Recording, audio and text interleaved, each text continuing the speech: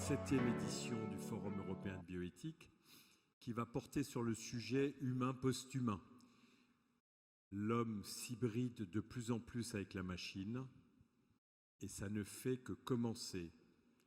Tous ceux qui sont là n'ont pas peur du vertige et préfèrent regarder par les fenêtres pour voir vers où on va, pour se poser des questions de citoyens. Et nous avons d'emblée toujours prévu que le forum soit un moment de débat citoyen, peut-être un des seuls de tout notre pays où les gens puissent véritablement lever la main, s'exprimer brièvement parce qu'on est souvent nombreux, mais interpeller les experts que nous invitons. Notre seul mérite est de choisir des sujets qui sont pile dans le centre d'intérêt. Et quand on choisit ces sujets 1 an et demi avant, il faut un tout petit peu de vista pour sentir quels sont les sujets qui vont intéresser le grand public. Mais aujourd'hui, on est extrêmement content parce que les histoires de robots, les histoires de prothèses, les histoires de puces dans le cerveau, le big data, l'intelligence artificielle sont des sujets qui nous préoccupent tous, à nous tous les citoyens. Il y a énormément de monde qui sont derrière les écrans et qui, devant l'intempérie et puis souvent le fait que notre salle est pleine, préfèrent regarder depuis chez eux. Alors un coucou à tous ceux qui nous regardent de loin et je formule le vœu que cette 7e édition soit formidable et que vous sortiez tous avec les yeux brillants de ceux qui ont compris quelque chose de plus et qui de fait sont devenus plus intelligents grâce à tous nos experts. Pour cette 7e édition qui est ouverte maintenant, je vous souhaite le plus de bonheur possible, de bonheur intellectuel. Pendant une semaine. Et ce bonheur-là, il est remplaçable par rien. Bon vent à tous. Merci. Reste.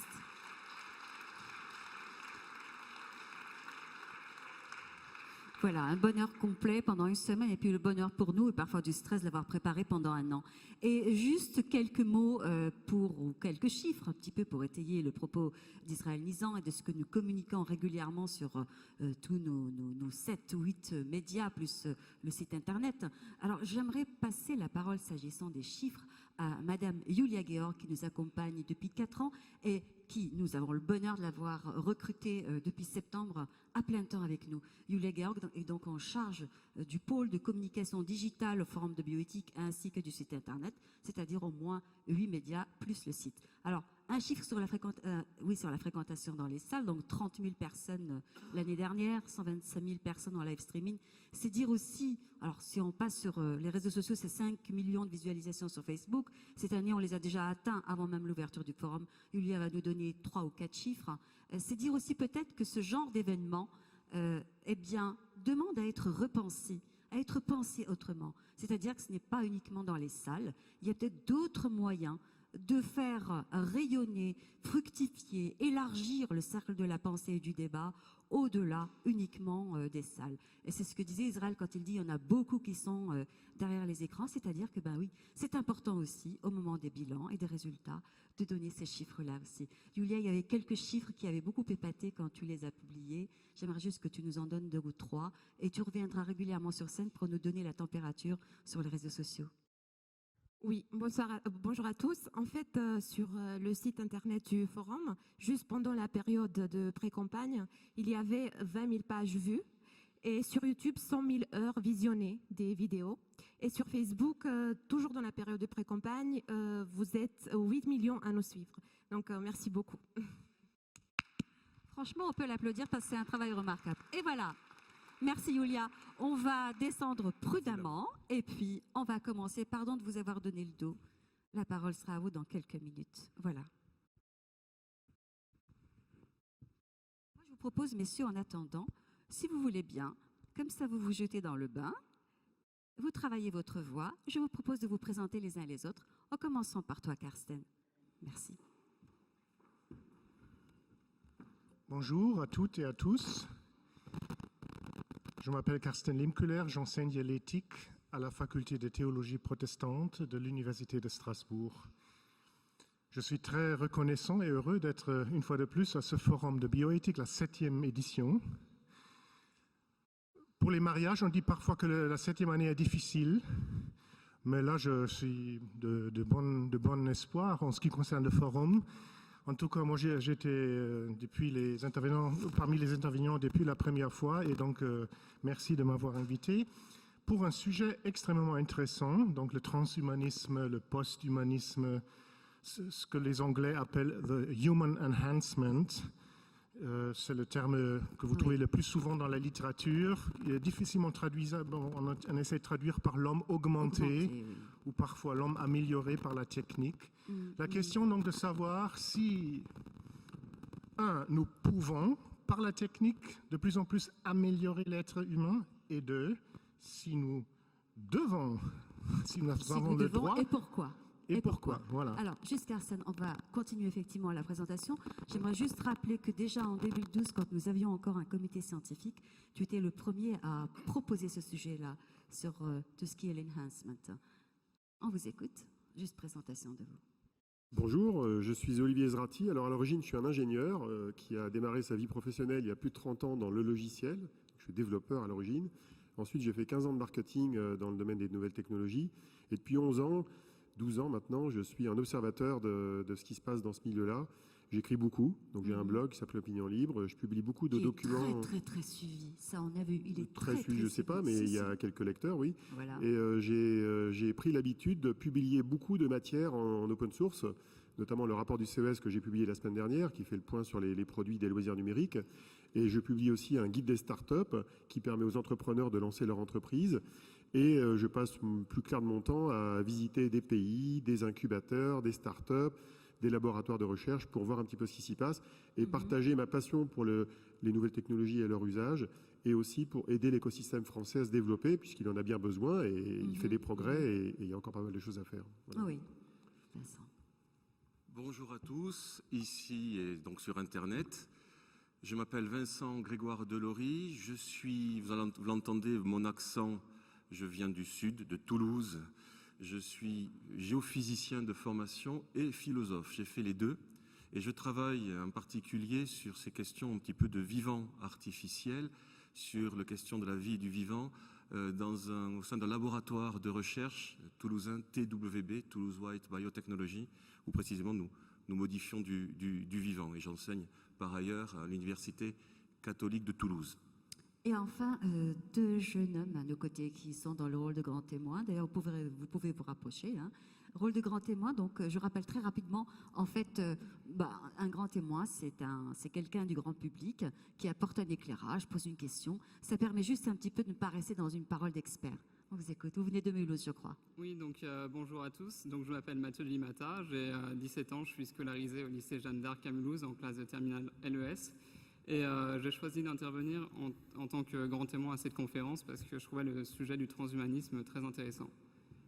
Voilà. Et puis Alors bonjour, moi comme Mathieu, je suis également en terminale au lycée Jeanne d'Arc, en terminale littéraire. Alors je suis ni professeur, ni docteur, ni rien. Citoyen.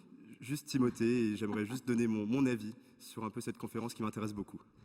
Ok, parfait. Alors, dans la conférence, on va plutôt en faire un débat. C'est-à-dire, l'idée, c'est que nous sommes partis de l'idée qu'il y a aujourd'hui un courant de pensée, pour ne pas parler d'idéologie, qui a bien creusé son sillon et qui est dominant, qui est celui de promettre un avenir meilleur grâce au progrès de la technique, grâce à tout ce qu'on appelle, avec tout le discours des grands tenants des GAFA, etc. Donc, alors, ça passe souvent par l'augmentation effectivement du corps, ça passe souvent par l'augmentation des capacités cérébrales, mais également par l'interface homme-machine. Et donc, c'est pour ça que nous avons eu l'idée de dire les technoprophètes. Et il est vrai aussi que c'est un terme qui est dans la littérature. Alors, on va peut-être essayer de comprendre c'est quoi les technoprophètes. Quand on parle de technoprophètes, est-ce que d'abord vous-même, vous acceptez ce terme-là? Est-ce que ça vous dit quelque chose? Et puis, comment on peut le définir? Olivier? C'est une définition rigoureuse de ce terme-là. En tout cas, moi, ça renvoie à quoi déjà? Ça renvoie à un certain nombre de personnages. Il y en a un qui l'incarne bien, qui s'appelle Ray Kurzweil. C'est le plus connu dans le domaine, qui a écrit 4-5 livres. Le plus connu étant The Singularity is Near, qui s'appelle Humanisme 2.0, Humanité 2.0, je crois, en version française. Et il fait partie de ce genre de personnage qui incarne bien cette tendance, à savoir quelqu'un qui est lui-même plus ou moins scientifique, il l'est dans un certain nombre de domaines, mais pas dans tous, et il prévoit un certain nombre d'évolutions technologiques à un horizon de temps qui est de l'ordre de quelques décennies. Et il imagine effectivement un humain augmenté, il imagine un moment dans l'histoire de l'humanité vers 2030 à 40 où l'ordinateur sera tellement puissant qu'il dépassera les capacités intellectuelles de l'homme, ce qui peut d'ailleurs pour certains mener l'homme à sa perte. Oui. Donc voilà, c'est le genre de personnage qu'on peut avoir. Mais il faut bien voir que les entrepreneurs ou les dirigeants de sociétés comme celle de la Silicon Valley ou Google ou d'autres ne sont pas tous logés à la même enseigne. Ils promettent aussi un monde meilleur avec leurs propres produits, leurs propres technologies, en général plutôt à court, moyen terme, comme Apple, qui ne se pose pas trop de questions sur dans 10 ans, mais qui vous sort un nouvel iPhone tous les ans.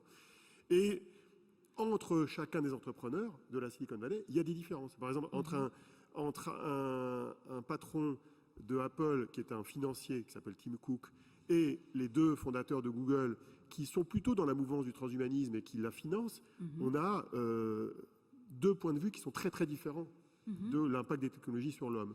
Donc il n'y a pas une seule forme de technoprophète. Je pense qu'il y a des technoprophètes court-termistes, business, classiques, et puis des technoprophètes plutôt long-termistes, qui mélangent la science, une vision de l'homme qui est très particulière, et je pense qu'il ne faut pas forcément les confondre. Alors, essayons un petit peu d'entrer dans le discours, dans le contenu. Est-ce que, voilà, peut-être Carsten, pour commencer, sur le contenu de ce discours des technoprophètes, qu'est-ce qu'ils prophétisent finalement? Quel est leur projet?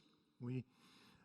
Tout d'abord, j'aimerais encore dire que souvent vous trouvez la notion de technoprophète mariée à une autre, opposée, les biocatastrophistes. Et souvent on utilise ces deux termes pour parler de deux extrêmes du débat. Et moi j'espère d'ailleurs que ce forum sera l'occasion de dépasser aussi un petit peu le débat comme s'il fallait être dans un des deux camps, qu'il fallait être soit technoprophète ou soit biocatastrophiste. Les biocatastrophistes sont définis, j'utilise la définition de Dominique Lecourt qui a publié cet ouvrage Humain, post-humain, où il développe ces deux catégories des technoprophètes et des biocatastrophistes, et il définit les biocatastrophistes comme tous ceux qui considèrent que la biotechnique menace l'existence même de l'humanité. Donc là, vous êtes dans l'idée que la technique va nous détruire, va supprimer l'espèce Homo sapiens sapiens, et les technoprophètes, bon, ça a déjà été mentionné par mon voisin, prophétise, on est dans deux prophéties, prophétise un meilleur avenir de notre espèce qui peut-être se transformera dans une espèce Homo sapiens 2.0, mais on sera quand même dans une affaire très positive. Et donc on est dans deux prophéties, d'ailleurs de connotation très religieuse. Dominique Lecourt dit aussi que les débats des uns et des autres, ils utilisent des termes religieux, un paradis, une chute qu'il faut dépasser. Oui. Et moi, j'espère qu'on trouvera de la marge entre les deux extrêmes lors de ce forum. Ok. Vous voulez intervenir sur le contenu toujours? Technoprophète, finalement, le mot est un petit peu difficile, je dirais même très difficile. Car en effet, la posture du prophète, et là je parle sous votre contrôle, cher monsieur, la posture du prophète est un être humain qui annonce quelque chose. C'est un humain, un vivant. Alors le technoprophète est-il un être humain qui annonce quelque chose? Et pourquoi pas? C'est intéressant. Mais on peut se poser la question de savoir si, au bout d'un moment, ce n'est pas la technique qui va finir par elle-même prophétiser. Est-ce que finalement, cette fameuse singularité ferait passer la posture, la personne du prophète humain vers, finalement, une prophétie de la machine, une prophétie de la technique? Et du reste, c'est intéressant parce que nous sommes tous ici des êtres humains vivants. Le vivant apparaît sur Terre, vous savez, il y a presque 3,6 milliards d'années. On ne sait pas ce que c'est, le vivant. On va avoir dans tout le cours des débats des riches débats qui vont avoir lieu pendant une semaine ici, que nous allons travailler sur le vivant, sur la technique. Mais on ne sait toujours pas ce que c'est que le vivant. On ne sait toujours même pas ce que c'est finalement qu'un être humain. Parce qu'après tout, un prophète, avant tout, c'est un humain. Un humain, c'est-à-dire un vivant qui un jour a dit « je ». C'est extraordinaire, c'est absolument extraordinaire de pouvoir un jour avoir dit « je suis ». Et vous savez, quand on dit « je suis », déjà on prend conscience de son existence, c'est extraordinaire, mais par des simples flexions de grammaire, de verbes, on est dès lors capable de dire « j'étais »,« je serai », prendre conscience de ce qu'on faisait jadis et se projeter dans le futur, le prophète éventuellement. Mais le problème, c'est que quand on prend conscience du temps, on prend conscience de notre mort. Et on est sûr de ça. Alors, il y a deux choses aussi, c'est que me semble qu'il y a une dimension quasi religieuse de la technicité dans le discours. Je ne sais pas ce que vous en pensez les uns et les autres. Donc voilà, je vous invite juste autour de cette réflexion. Il y a le deuxième point, c'est le rapport au corps, puisque nous sommes dans une démarche où l'objectif, ou en tout cas le sujet, ne serait-ce que de la réflexion et du travail, des applications, c'est celui d'augmenter le corps, de le performer à tout point de vue. Il y a tout de même un rapport curieux au corps, me semble-t-il. Il me semble que le corps tel que nous le connaissons est absent. C'est-à-dire qu'on a... Alors, nous avons une table ronde là-dessus avec David Le Breton sur la haine du corps, mais il y a quand même quelque chose qui est un peu l'impression que, je ne dirais pas que c'est un peu dégoûtant, mais le corps est trop altéré pour eux. Alors, je ne sais pas dans quel sens entre le corps... je vous voyais faire comme ça, Olivier, est-ce que vous voulez commencer? C'est vrai qu'à côté de technoprophète, on parle de techno-religion. C'est le terme qui est employé aux États-Unis. Et d'ailleurs, on est presque dans l'ère de la post-religion. On aime bien inventer des néologismes en post quelque chose aujourd'hui. Il y a la post-vérité. Alors qu'est-ce que c'est que souvent ce qu'on attend par post-vérité dans les débats actuels aux États-Unis, c'est le mensonge. Et en fait, la post-religion, c'est la non-religion. En fait, c'est que si on regarde dans le texte et dans le sens, les techno-religions visent à quasiment supprimer la notion de Dieu, qu'on y croit ou pas, et à la remplacer par finalement un contrôle ultime de la vie et de la société qui est généré par les machines, sous le contrôle de l'homme, et dont l'homme pourrait perdre le contrôle un jour. Et donc on est vraiment dans une ère assez particulière qui devient un débat de société au niveau de la religion. Oui. Et il est exprimé comme tel. Et alors, au niveau du corps, on dépasse effectivement la notion de corps pour certains prophètes, et toujours Ray Kurzweil, qui prédit que d'ici 30 à 40 ans, on sera capable en gros, de scanner un cerveau, oui, c'est ça, et d'en mettre le contenu sur un ordinateur. Et donc, ça désincarnera la partie humaine et corporelle de l'homme pour la faire tourner sur du silicium ou autre chose que du silicium dans une machine. Alors moi, j'y crois pas personnellement pour des raisons techniques, mais bon, il y a des gens qui imaginent ce genre de scénario. Alors, on dépasse le cadre de la vie biologique actuelle. Alors peut-être Karsten, hein? Je pense que cette question du corps est très importante dans le débat. Sans doute, ça ne concerne une fois de plus pas tous les technoprophètes, mais une bonne partie pense quand même pouvoir dépasser la condition, j'ai presque envie de dire charnelle de l'être humain, donc de tout ce qui concerne la corporéité. Et Kurzweil est tout à fait là-dedans. Et ça nous interroge quand même. Est-ce que nous considérons que notre corps est quelque chose qu'il faut dépasser? Est-ce que nous voulons un être humain qui ne souffrait plus d'une existence très limitée, marquée par la finitude, tout ce qui représente un corps. Et à vrai dire, même sachant que le corps, c'est le corps qui peut tomber malade, etc., sachant tout ça, personne n'a vraiment envie de mener une existence sans corps, me semble-t-il. Laurent Alexandre, dans un de ses derniers livres, a posé la question: peut-on faire l'amour avec un robot? Et sa réponse est oui, mais parce qu'il s'agit de deux corps, un corps naturel et un corps artificiel. En tout cas, personne n'a envie de vivre sans corps. Et il ne faut même pas parler des religions. Je pourrais faire un long discours sur le christianisme et le corps, qui est très en faveur du corporel. Mais on peut même mettre tout ça de côté et vous poser la question: aimez-vous vraiment une vie sans corps? Et je pense que la plupart répondraient non. Et on a souvent reproché à ce projet de Kurzweil, on a utilisé le terme de la gnose. Vous trouvez ça dans la littérature, que c'est un projet gnostique. Parce que la gnose, c'est une ancienne doctrine qu'on trouve déjà dans le 1er, 2e siècle après Jésus-Christ, qui se dresse contre le corps et qui souhaite une existence sans corps. Et qui parle par exemple de deux dieux, un dieu qui a créé l'esprit et un mauvais dieu qui aurait créé le corps, et le corporel et la matière. Et vous trouvez un peu de ça quand même dans le discours de certains technoprophètes. Oui, d'ailleurs dans le livre que tu cites pour Laurent Alexandre, c'est un dialogue avec Jean-Michel Beignet. Jean-Michel Beignet dit tout autre chose. On est dans deux dimensions totalement différentes. Vincent? Je suis parfaitement d'accord avec ce que vous venez de dire. Effectivement, cette notion de corps est une notion d'autant plus complexe qu'elle se situe dans le temps. Tout à l'heure, je parlais de temps, je parlais du rapport à la mort. Et j'ai un petit peu l'impression que l'humain, lui, n'est plus capable que de se situer que dans une tension entre passé et futur. D'une certaine manière, l'animal est plus dans le présent. Nous, humains, eh bien, nous avons la nostalgie du présent que nous avons oublié. D'ailleurs, certaines langues n'ont pas de présent. Je pense à l'hébreu ancien, où tout est accompli ou inaccompli. Et de fait, l'humain, dans son corps, d'une certaine manière, ressent cette nostalgie du présent. Et d'ailleurs, on parle beaucoup de la présence de quelqu'un, de la présence de Dieu, de la présence qui fait qu'on rend présent quelque chose qui advient parce qu'il y a une relation entre deux corps. Et je crois que là-dessus, le transhumanisme nous invite à réfléchir justement à cette notion de présent perpétuel, de tension entre passé et futur, et de place et de situation de ce corps dans sa finitude, dans sa vulnérabilité. Et là, je crois qu'on aura l'occasion d'en reparler, parce qu'effectivement, ce corps, cette remise, je dirais, cette remise en avant de la notion du corps, avant qu'il disparaisse, me semble intéressante. Oui, et puis sans oublier que nous allons aussi avoir demain une table ronde avec également les représentants de ce courant, des gens qui pensent, qui écrivent, qui publient, et que nous avons invités pour en discuter, justement, pour les écouter. Alors, on va peut-être aussi vous écouter, les grands témoins, de ce que vous pensez de ce qui a été dit, de ce que vous avez préparé aussi, que vous avez envie de partager avec nous. Qui commence? J'ai qu'à commencer. Alors, on y va. Le thème technoprophète, ça m'a fait m'intéresser donc au transhumanisme en général. Donc j'ai pris le terme transhumanisme de la façon suivante. J'ai compris en tant que guérir toutes les maladies de l'homme, donc y compris la mort qui serait considérée comme une maladie, d'après le transhumanisme.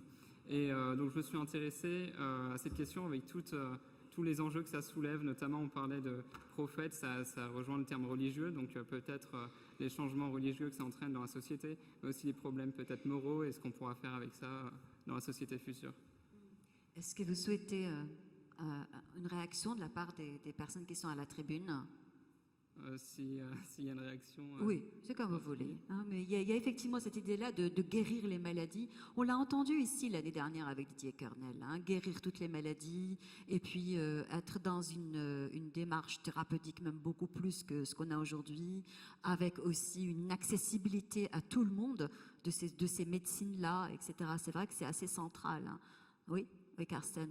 Je trouve la remarque très importante par rapport aux maladies, parce que j'aime pas ce que j'ai dit au début, il faut quitter les extrêmes. Il ne faut pas penser seulement entre transhumanistes et biocatastrophistes. Non, il faut réfléchir, est-ce qu'il y a dans tout ce qui nous attend, dans la technique, est-ce qu'il y a peut-être vraiment des nouvelles possibilités? Si on peut guérir des maladies, mais bien sûr, allons-y. Donc, il faut pas non plus tomber dans une diabolisation de la technique, comme certains théologiens le font, comme certains philosophes le font. Mais précisément, vous avez mis dans un même pot les maladies et la mort. Et ce sont quand même deux choses très différentes. La mort nous renvoie à notre finitude de façon très générale. Nous ne sommes pas éternels. Tandis que les maladies, bien sûr, il faut lutter. Et s'il y a une nouvelle technique, peut-être très sophistiquée, qui nous permet de dépasser une maladie, allons-y. On vous écoute. Puis, quand je me suis intéressé à la conférence, vous avez dit technoprophète, j'en ai dégagé deux grandes parties. La première qui est la santé augmentée et la deuxième qui est la robotique. Donc je reviendrai sur ces deux parties après, mais j'aimerais réagir par rapport à ce que vous avez dit. Vous parliez avant de faire l'amour avec un robot. Et je me suis plusieurs fois posé cette question dans mon raisonnement. Est-ce que les relations humaines se sont tellement dégradées qu'on en revient à discuter avec des machines ? Est-ce que finalement, on a tellement peur du jugement de l'autre, on a tellement peur de ce que l'autre peut penser, qu'on va discuter avec une machine parce que la machine, au final, elle dira tout ce que nous, on a envie qu'elle dise, quoi. Oui, donc, c'est beaucoup plus simple. C'est Her, par exemple, le film Her. Donc oui, j'ai entendu plusieurs fois le nom. Oui, c'est vrai. Bon, il l'aime. Il fait que parler, c'est vrai. Dans un monde virtuel, complètement. Pardon, on vous a coupé. Je vous en prie. Le nom de Ray Kurzweil, qui est le directeur de l'ingénierie chez Google, qui parle donc je cite, dès les années 2030, nous allons, grâce à l'hybridation de nos cerveaux avec des nanocomposants électroniques, disposer d'un pouvoir démiurgique, c'est-à-dire pouvoir mettre finalement toutes nos pensées sur un cloud, pouvoir être en même temps partout à la fois, avoir les connaissances sur Internet, avoir nos souvenirs sur Internet. Mais ça nous soumet à quoi? Ça nous soumet à plein de choses, comme le piratage, par exemple. Se dire que je vais pouvoir mettre mes données sur Internet et me dire, ok, je vais me faire pirater mes pensées. Il y a des gens qui peuvent accéder à mon passé, à mes souvenirs. Il parle également des gens qui ne voudront pas de ces améliorations. Il les appelle les chimpanzés du futur. Donc est-ce que ça veut dire qu'on va vers un progrès, mais qui sera obligatoire pour nous? Est-ce qu'on va vraiment devoir s'hybrider et sinon devenir des chimpanzés du futur, comme le dit M. Kurzweil? Alors, je vous donne la parole après, Olivier.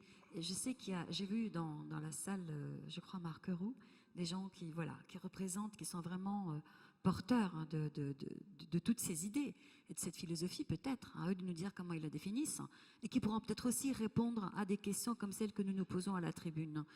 Olivier, vous vouliez intervenir?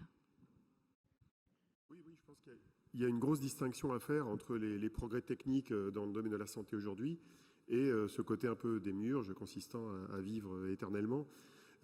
Ce d'autant plus que les questions qui sont posées ne sont pas les mêmes. Améliorer la qualité de la vie jusqu'à un siècle environ pour une majorité de la population, ça a comme conséquence, dans certains cas de figure, de réduire les coûts de santé, qui sont très élevés, notamment en Occident. Ça a comme conséquence d'améliorer la qualité de la vie, notamment à la fin de la vie, et c'est quelque chose qui est tout à fait souhaitable. A contrario, aller vers une sorte d'immortalité ou une vie quasiment sans fin, ça pose des questions fondamentales pour la structure de la société. Il n'y a qu'à voir aujourd'hui le contexte politique anglais et américain qui risque de nous arriver en Europe, dans d'autres parties de l'Europe. Qu'est-ce qui s'est passé dans ces pays-là? En fait, c'est la révolte des personnes âgées contre les jeunes. Les jeunes votaient Clinton, les personnes âgées votaient plutôt Trump, les jeunes votaient pour le « je reste dans l'Europe », les personnes âgées plutôt pour la sortie. Et donc, qu'est-ce qui se passe? On se rend compte que plus une population vieillit, plus ça a des conséquences sociales et politiques sur l'enfermement sur soi, sur le conservatisme. Plus une société est jeune, plus elle est dynamique, plus elle est innovante, plus elle se remet en cause, plus elle est ouverte sur le reste du monde. Et alors, je ne vais pas faire du bipolarisme extrême en disant opposer les jeunes aux vieux, mais si on va vers une société qui est extrêmement vieille, quelle place laisse-t-elle aux jeunes? Et il y a un pays qui illustre très bien ce phénomène-là, même s'il n'est pas paroxystique, c'est le Japon. Le Japon, c'est un des pays du monde où la durée de vie est la plus longue. C'est un pays du monde qui est extrêmement refermé sur lui-même. Il n'y a pas d'immigration au Japon et il y a très peu de jeunes. La natalité est très faible. La conséquence de ça, c'est que c'est un pays qui effectivement croit beaucoup en la robotique pour s'occuper des personnes âgées. Mais c'est un pays dont la population décline. Et donc ça pose de vraies questions sur le futur de l'humanité. Est-ce que le futur de l'humanité, c'est un futur où finalement la population va décliner, ou plus les personnes vont être âgées, plus elles vont consommer de ressources matérielles de la planète? Et pour quel futur, s'il n'y a plus de futur? Donc c'est paradoxal, parce que finalement on a une technologie qui d'un côté prétend apporter un futur brillant, et de l'autre côté, finalement, une conséquence sociologique, c'est que ça va ralentir le progrès à cause de la démographie qui en est la conséquence. Alors là, je parle des effets de bord au sens des personnes qui vivraient plusieurs siècles. Si vous rajoutez 10 ans à la durée de vie moyenne sur la planète, ça ne générera pas le phénomène que je vous décris. Si vous rajoutez 1 ou 2 siècles et que vous avez des âges bibliques de durée de vie, là, ça pose de vraies questions sur la structure même de l'humanité. Oui, et d'ailleurs, David Le Breton pose cette question-là dans son travail, dans sa réflexion, celle en fait de l'effet générationnel. Exactement. Vincent Grégoire Delory. Oui, pour revenir évidemment sur cette question du corps, de la maladie, je dirais qu'il faut, pour commencer peut-être, et bien commencer en ce lundi matin, dans la salle, je vois des homo sapiens sapiens, c'est-à-dire des gens qui, effectivement, physiologiquement, sont plus ou moins interchangeables. Physiologiquement, on peut se donner les reins, on peut faire ceci, on peut faire cela. Mais par contre, si je prends le nom et le prénom de qui que ce soit dans cette salle, alors là, oui, on est unique. Ce que je veux dire, c'est qu'il ne faudra pas confondre dans nos débats la vie et le vivant. Oui. Le vivant en tant que physiologie, le vivant en tant que capacité, le vivant en tant que propriété physiologique, vivant déjà en plus, comme je le disais tout à l'heure, qui n'est pas encore défini, pas vraiment défini, mais enfin avec des propriétés qu'on ne confondra pas avec ce qui est vécu par chacun d'entre nous, ce qui est vécu dans notre liberté, dans nos faiblesses. On parlait tout à l'heure de maladie, on a remarqué, peut-être qu'on peut remarquer que quand on partage des faiblesses, on a quelque chose de particulièrement humain. Quand on partage des victoires, aussi, mais différemment. Partager quelque chose de difficile, la maladie, l'humain commence dans le partage des faiblesses. Et c'est là, vous savez, on a toujours besoin dans la vie, dans notre vie vécue, de quelqu'un qui va nous aider à passer des faiblesses. Alors là, est-ce que, finalement, dans le transhumanisme, est-ce qu'on va prendre en considération cette beauté de l'humain relationnel et ne pas confondre, finalement, la vie, ce que nous sommes, et le vivant, ce qui nous porte, notre corps, et peut-être que comme les deux sont en interaction, hein, si quelqu'un a le trac et dit j'ai mal au ventre, on lui dit mais non, t'as pas mal au ventre, c'est dans la tête, si, il a mal au ventre. On a vraiment une interaction, des cheveux blancs qui apparaissent, je suis bien placé, là j'ai commencé à voir des choses comme ça, et bien effectivement, la vie influe sur le vivant, et le vivant influe sur la vie, et ça je crois que c'est extrêmement important de le souligner dès le début de nos échanges, parce que c'est là où on va peut-être pouvoir déterminer, et nuancer ce que le transhumanisme peut apporter. Mathieu et Timothée, vous souhaitez intervenir là-dessus aussi? Oui, je vous vois très motivés tous les deux, alors n'hésitez pas, franchement. Oui, donc on parle effectivement de guérir l'humain. Rapprochez-vous juste du micro. Excusez-moi. On parle de guérir l'humain, donc comme vous l'avez dit, et j'ai trouvé, quand je me suis intéressé du coup à ce pan du transhumanisme, j'ai trouvé ça tout à fait passionnant de savoir ce qu'on pourrait faire plus tard et de savoir à quel point on pourrait apporter des choses tout à fait formidables à la société. Donc quand on parle là, s'il y a un courant, c'est réparer l'humain ou le guérir, et c'est un courant qui va dans la continuité de la médecine traditionnelle qu'on développe aujourd'hui. Donc on parle de vaincre la plupart ou de stabiliser la plupart des cancers d'ici l'horizon des années 2020 ou 2030. Et j'ai trouvé ça tout à fait hallucinant, j'ai trouvé que c'était vraiment très bien pour l'humanité, en sachant que d'après l'INSA, un tiers des Français plus tard sera atteint du cancer. Donc je pense que si on peut guérir l'humain grâce au transhumanisme, c'est quelque chose de tout à fait noble et qui pourrait apporter vraiment énormément à la société. Et puis j'ai pu découvrir un transhumanisme un peu plus radical. Là, on se retrouve avec le pape du transhumanisme, donc Ray Kurzweil notamment, qui prévoit pour 2045 la date de la singularité, donc la date où les machines seront aussi, voire plus puissantes que les humains, et on pourra fusionner avec elles, notamment. Et ça m'a posé un peu de problème, ce côté d'améliorer l'humain, parce que j'ai notamment trouvé, comme Timothée l'a souligné tout à l'heure, une phrase de Kevin Warwick, qui disait que ceux qui décideront de rester humains et refuseront de s'améliorer ont un sérieux handicap. Ils constitueront une sous-espèce et formeront les chimpanzés du futur. Après avoir lu ça, je me suis demandé, est-ce qu'on peut imaginer une société avec une hégémonie des transhumains? C'est-à-dire qu'il y aurait une partie de la société qui n'aurait pas accepté cette évolution et qui serait donc des humains normaux, et une partie de la société qui aurait accepté justement tous les penchants du transhumanisme et qui donc serait supérieur en capacité intellectuelle, physique au reste de l'humanité. Et comme exemple, j'avais trouvé Ken Hayworth, qui est un scientifique qui souhaite lui transférer son cerveau en fait dans un ordinateur pour devenir le premier humain immortel. Et voilà, je trouve que il y a deux pans au transhumanisme, celui de réparer l'humain, où je trouve ça tout à fait formidable. On pourrait vraiment faire des choses très très bien pour les générations à venir, et un peu plus radical où là on parle d'améliorer l'humain, et là il y a quelques problèmes, je trouve que ça soulève, et je pense qu'il faudrait réfléchir dessus. Votre voisin. Pour revenir sur ce que vous disiez, sur ce que disait Mathieu aussi, donc le fait de vouloir guérir toutes les maladies, c'est un rêve de l'homme. Tout le monde aimerait pouvoir guérir de tout, de ne plus avoir de cancer, de ne plus avoir de maladies au final, mais je me suis posé plusieurs questions par rapport à ça. La première, c'est jusqu'à où est-ce qu'on peut pousser cette idée de santé augmentée? On va vivre jusqu'à 100 ans, 110 ans, 120 ans, 200 ans, 300 ans. Au final, déjà... Vous auriez envie de vivre 200 ans, par exemple? Moi, non. Non, vraiment pas. Okay. Je pense que l'homme fait partie de la nature, et il a il a un début et il a une fin. Oui. Et finalement, la science, c'est ça. La science a toujours voulu contrer la nature, rien que comme le disait... Monsieur le directeur, dans plusieurs de ses interviews, que rien que quand on prend un médicament, on est un humain augmenté parce qu'on se soigne au final, mais s'augmenter à un point de ne plus vouloir mourir, qu'est-ce que ça va pouvoir faire sur l'humanité déjà, niveau ressources, niveau place, ça va être un gros problème au final. Ensuite, deuxième question, qui va pouvoir bénéficier de ces soins qui sont miracles au final? Il y aura des inégalités déjà entre les pays riches et les pays pauvres, et même dans les pays riches, il y aura des inégalités. Ça fera qu'il y aura une élite d'humains qui sera augmentée, qui sera immortelle, qui sera riche, etc. Et après, il y aura le reste du monde qui sera à côté, quoi. Et donc voilà, et finalement, ça m'emmène à ma troisième question. Quel homme vaut mieux qu'un autre? Est-ce que le fait d'avoir des richesses, ça veut dire qu'on est meilleur que son voisin? Est-ce que le fait d'avoir une certaine couleur de peau, le fait d'avoir une certaine religion, le fait de venir d'un certain pays, est-ce que ça fait qu'on est meilleur qu'un autre et qu'on a le droit d'avoir ces soins plus que quelqu'un d'autre, quoi? Oui, mais ça nous fait beaucoup de questions éthiques, effectivement, de grandes questions éthiques. Olivier, puis Karsten, peut-être, et on va passer la parole à la Les questions éthiques qui sont soulevées là, elles existent déjà. Il y a déjà une fracture digitale dans la plupart des pays. Il y a déjà une fracture sur l'accès au savoir. Il y a des jeunes et des moins jeunes qui connaissent les outils numériques d'aujourd'hui.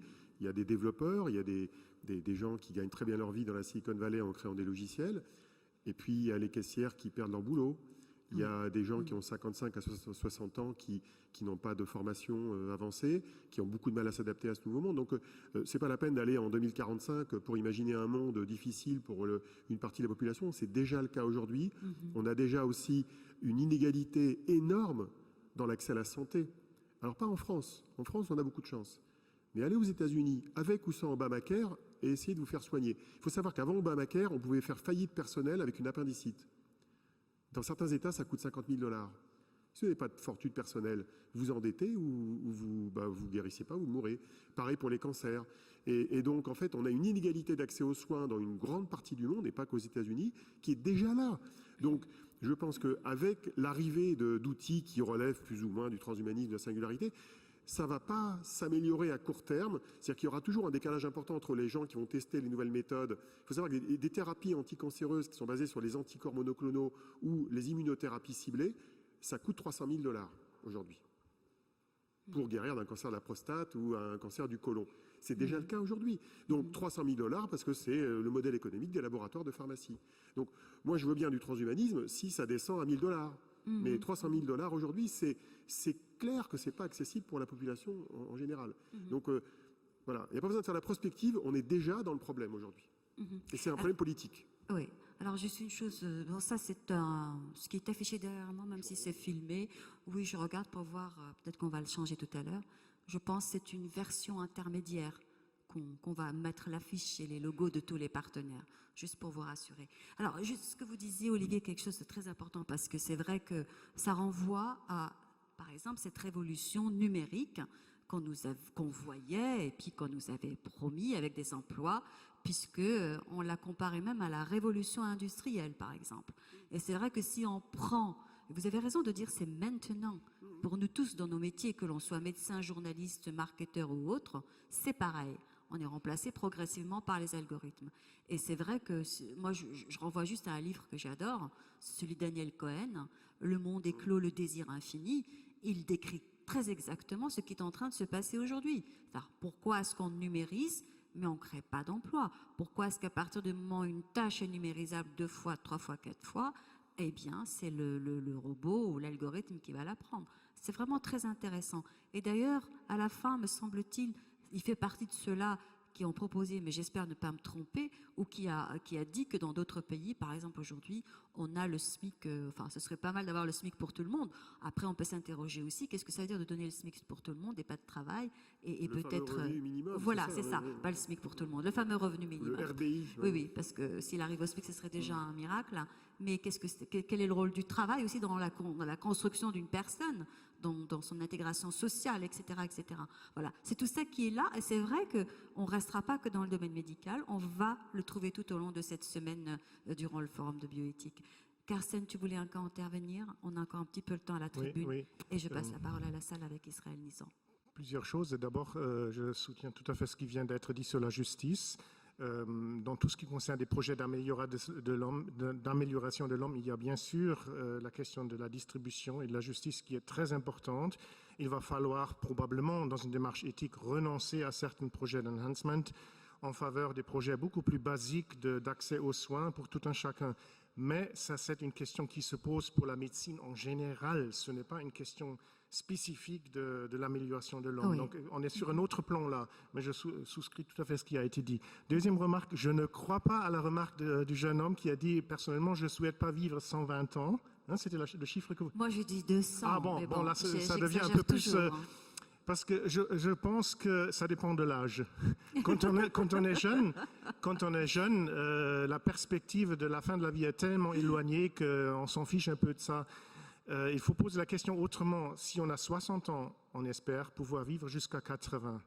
Quand on a 80, on espère encore 10 ans supplémentaires parce que le petit enfant commence juste avec la formation et on est curieux, on aimerait savoir ce que ça donne. Quand on a 90 ans, on aimerait encore une fois 10 ans de plus. Donc, à vrai dire, j'aime pas le discours contre des projets de prolonger la vie. Pourquoi pas? Bon, bien sûr, après, quand ça devient un peu science-fiction, 200 ans, 300 ans, bien sûr, ce sont des chiffres inimaginables. Mais je pense que tout un chacun, bien sûr, sous condition d'être à peu près en forme, souhaiterait vivre le plus longtemps possible. Oui. Ça, Alors, c'est une évidence. Ouais. J'aimerais, je peux Pardon, encore je t'en prie, placer vas-y. une petite dernière chose, Oui. parce qu'on a plusieurs fois parlé, toute autre question, on a toujours plusieurs fois parlé du cerveau téléchargeable sur un ordinateur, et vous avez dit que vous avez aussi des doutes sur le plan de la technique. Ça m'intéresse beaucoup, parce que j'ai jamais compris ça chez Kurzweil et compagnie. Pour moi, c'est de la science-fiction, de pouvoir télécharger le contenu d'un cerveau biologique sur un disque dur. Comment devrait ça marcher? Est-ce que vous pouvez dire deux remarques sur vos doutes? Et deuxièmement, et on n'a pas du tout parlé de ça, on oublie complètement que ce qu'on peut télécharger, c'est de l'information. Aujourd'hui, entre deux ordinateurs, vous pouvez bien sûr télécharger des informations. Mais est-ce qu'on peut réduire l'être humain à de l'information, même la plus complexe? Que faisons-nous avec nos vieux concepts? Je suis une personne, j'ai une âme. Qu'on fait avec tout ça? Est-ce qu'on peut réduire l'être humain à une quantité d'informations? Mais ça, c'est une question philosophique. Là, c'est beaucoup plus technique. Et même les psys viendront poser la question, qu'est-ce qu'on fait de la psyché alors, cette semaine, Olivier? Pour la Et puis, technique, je vous ça redonnerai la m'intéresse parole. vraiment. J'ai bien vu les demandes de parole. Oui. Je vais compléter sur l'histoire de la durée de la vie. Il y a un autre élément qui est fondamental, c'est que son jugement de valeur est probablement lié aux conditions actuelles de la vieillesse. C'est-à-dire qu'il n'imagine pas vivre plus de 100 ans dans les conditions actuelles d'une personne qui aujourd'hui a 100 ans. Mais imaginons, dans un futur plus ou moins proche, d'être dans les conditions de quelqu'un de 30 ou 40 ans à l'âge de 100 ans, ça change. Ça, c'est le premier point qui change. Le deuxième point qui change, c'est vivre pour quoi faire. Le sel de notre vie, c'est les relations avec les autres, c'est la créativité, c'est faire quelque chose de sa vie. Donc la question qui se pose, c'est que fait-on de sa vie, à quel âge, comment on contribue à la société, comment on a des relations. Par exemple, supposons qu'on vive 200 ans et qu'on ait fait des enfants, on risque d'avoir une famille assez nombreuse à gérer en descendance directe. Ça risque d'être assez compliqué parce que vous allez vous retrouver avec, 572 petits, arrière-petits-enfants, etc. à gérer. Donc, vous avez un réseau social juste avec votre famille directe uniquement. Pas besoin d'avoir autre chose. Donc, enfin, si on projette un petit peu dans ce monde-là, on se retrouve dans des scénarios un peu délirants. Alors, pour l'histoire technique, alors, je vais me faire des oppositions avec pas mal de gens là-dessus parce qu'en fait, c'est très, très risqué de prédire que quelque chose n'est pas possible. Parce que vous pouvez vous planter facilement. Il y a quelqu'un qui va dire bah non, c'est possible. Je me suis quand même intéressé à la question de près.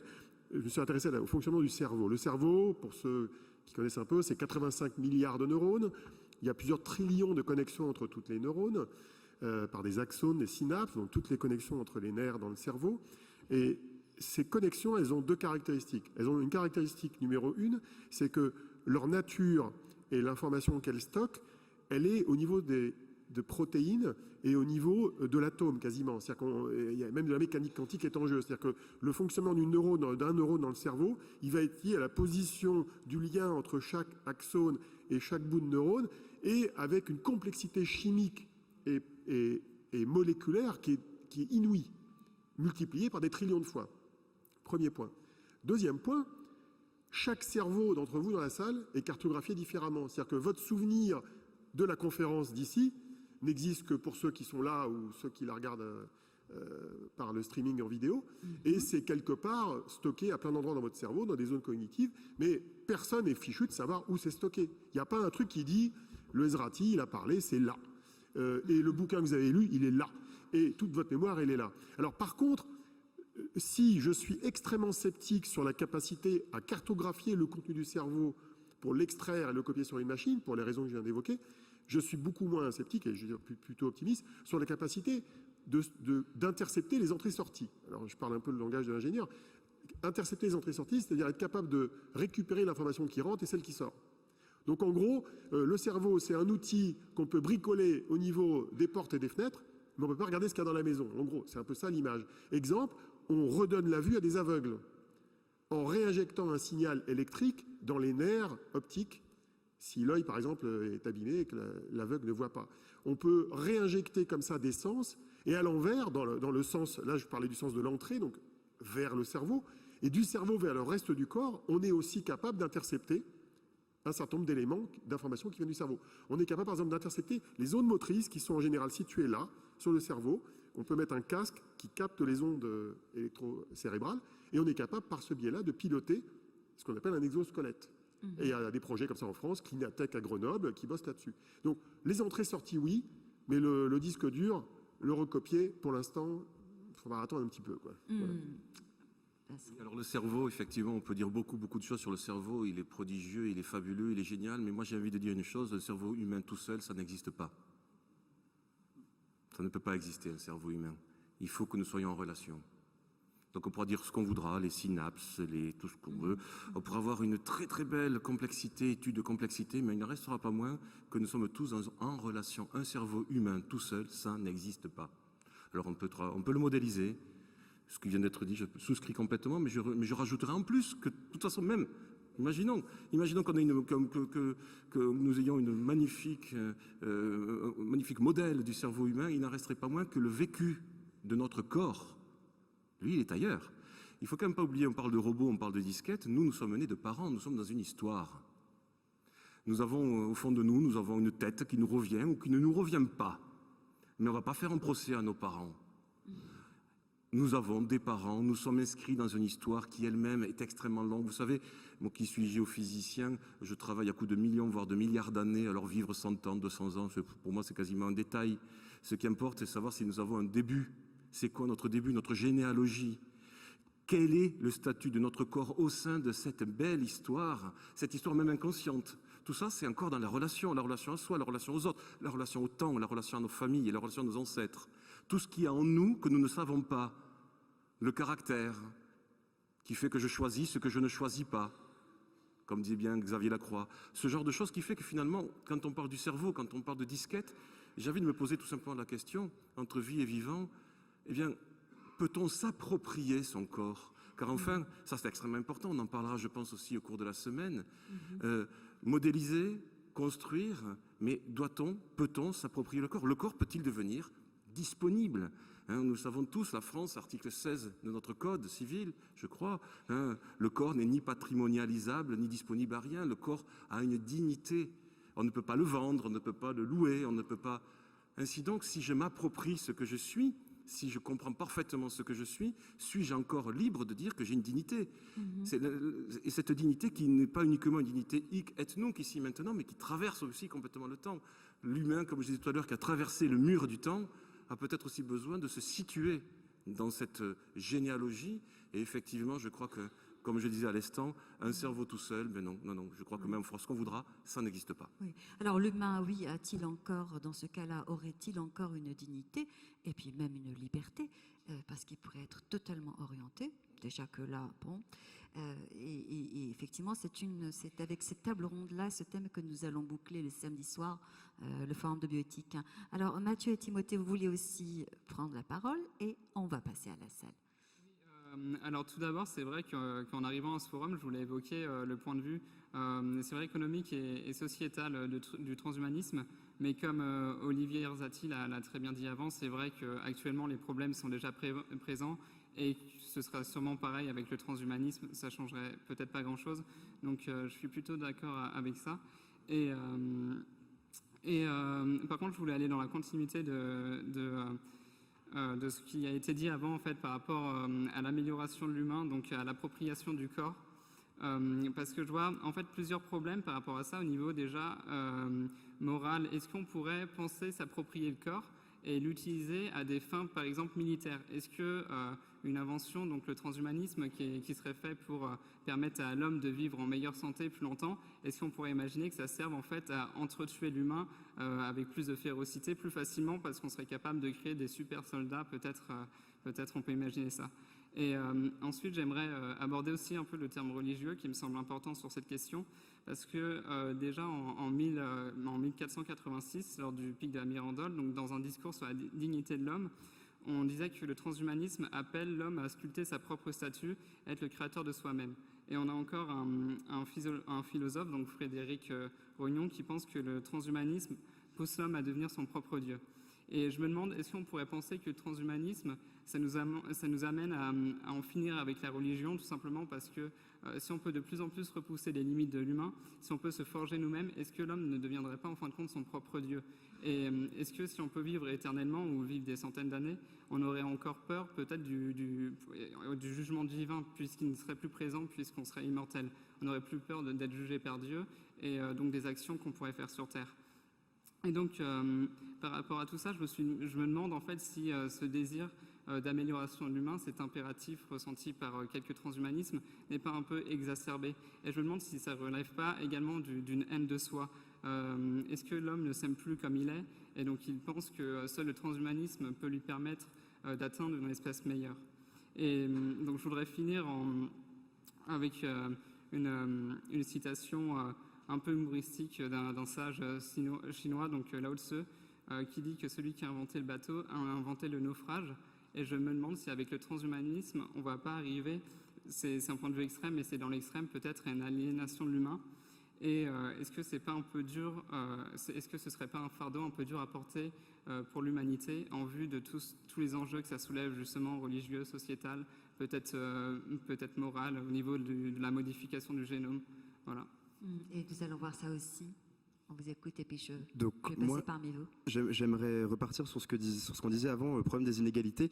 C'est vrai qu'aujourd'hui, on a déjà des inégalités qui sont énormes, mais est-ce que si on continue dans cette voie, on n'aura pas des inégalités qui sont encore plus énormes et qui justement ferait vraiment un énorme fossé qui est déjà bien grand aujourd'hui, mais qui ferait vraiment un énorme fossé entre plusieurs populations. Deuxièmement, j'aimerais repartir sur ce que vous disiez entre la vie et le vivant. Donc il y a un professeur en robotique japonais qui s'appelle Hiroshi Ishiguro qui a dit « Selon le shintoïsme, toute chose est dotée d'une âme, pourquoi pas les robots ?» Alors, est-ce qu'on peut dire qu'au bout d'un moment, les robots seront vivants? Est-ce qu'on peut dire qu'on vivra vraiment avec des robots? Est-ce qu'on pourra justement copier le cerveau? Est-ce qu'on pourra ne pas le copier? Où est-ce que ça va nous emmener justement si on continue dans cette voie?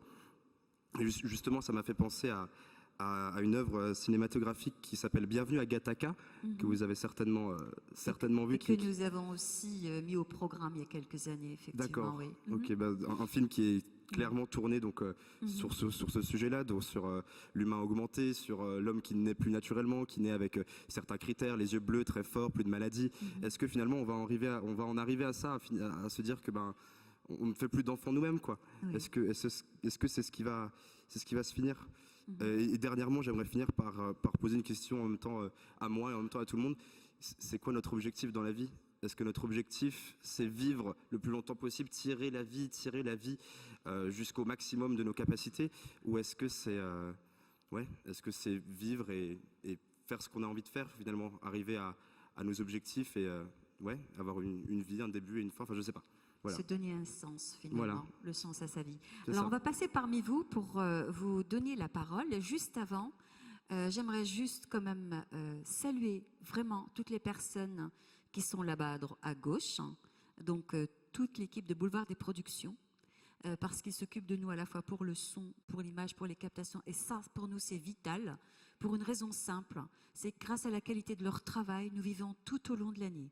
Nous existons tout au long de l'année. Ça ne veut pas dire qu'ils nous payent, mais ça veut dire que grâce à la qualité de leur travail, effectivement, on peut retrouver sur Internet nos vidéos. C'est ce qui permet au Forum européen de bioéthique d'avoir aussi une présence tout au long de l'année.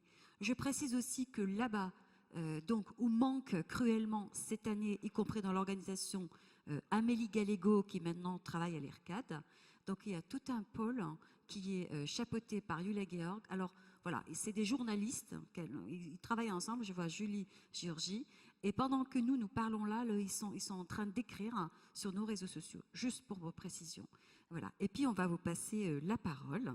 Et si vous voulez juste vous présenter, même par le prénom, vous présenter aux intervenants. Et avant cela, je voudrais féliciter les jeunes pour leurs interventions d'une qualité totalement exceptionnelle. Ils méritent des applaudissements.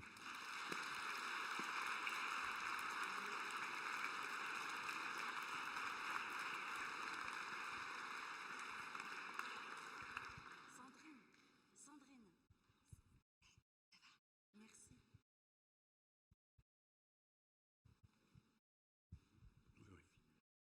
Bonjour. En tout cas, c'était passionnant. Et les deux jeunes gens étaient passionnants. Moi, j'ai 70 ans, donc c'est pas la même génération. Mais j'aurais voulu qu'on ait des pensées comme ça quand j'avais votre âge. Moi, il y a un mot qui n'a pas été prononcé pendant toute cette séance, c'est le mot de désir. Et moi, j'ai une théorie, c'est que le moi n'existe pas.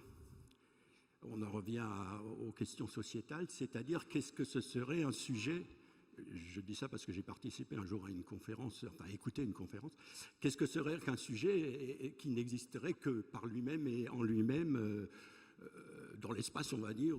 Donc je ne peux dire je suis que parce qu'il y a quelqu'un d'autre en face de moi qui n'est pas moi et qui me fait faire voir la différence, qui me fait dire je suis, donc parce que je ne suis pas lui. Et donc l'être humain tout seul, c'est rien. Je veux dire, ça n'existe pas, ça n'existe que socialement. Nous sommes, en tout cas, c'est ce que pensent pas mal de scientifiques, nous sommes un individu social et sinon on n'existe pas. On serait des animaux évolués, mais pas des êtres humains.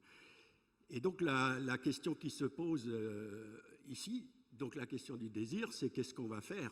C'est pas technologiquement, on va faire plein de trucs, mais qu'est-ce qu'on va en faire? Et qu'est-ce que nous souhaitons? Et comment gérer ça? Parce que on en arrive toujours et c'est la question générale de la technologie. On sait faire plein de choses, on sait tout faire. On sait tout vendre, on sait tout fabriquer. Enfin non, on sait tout fabriquer et on essaye de tout vendre.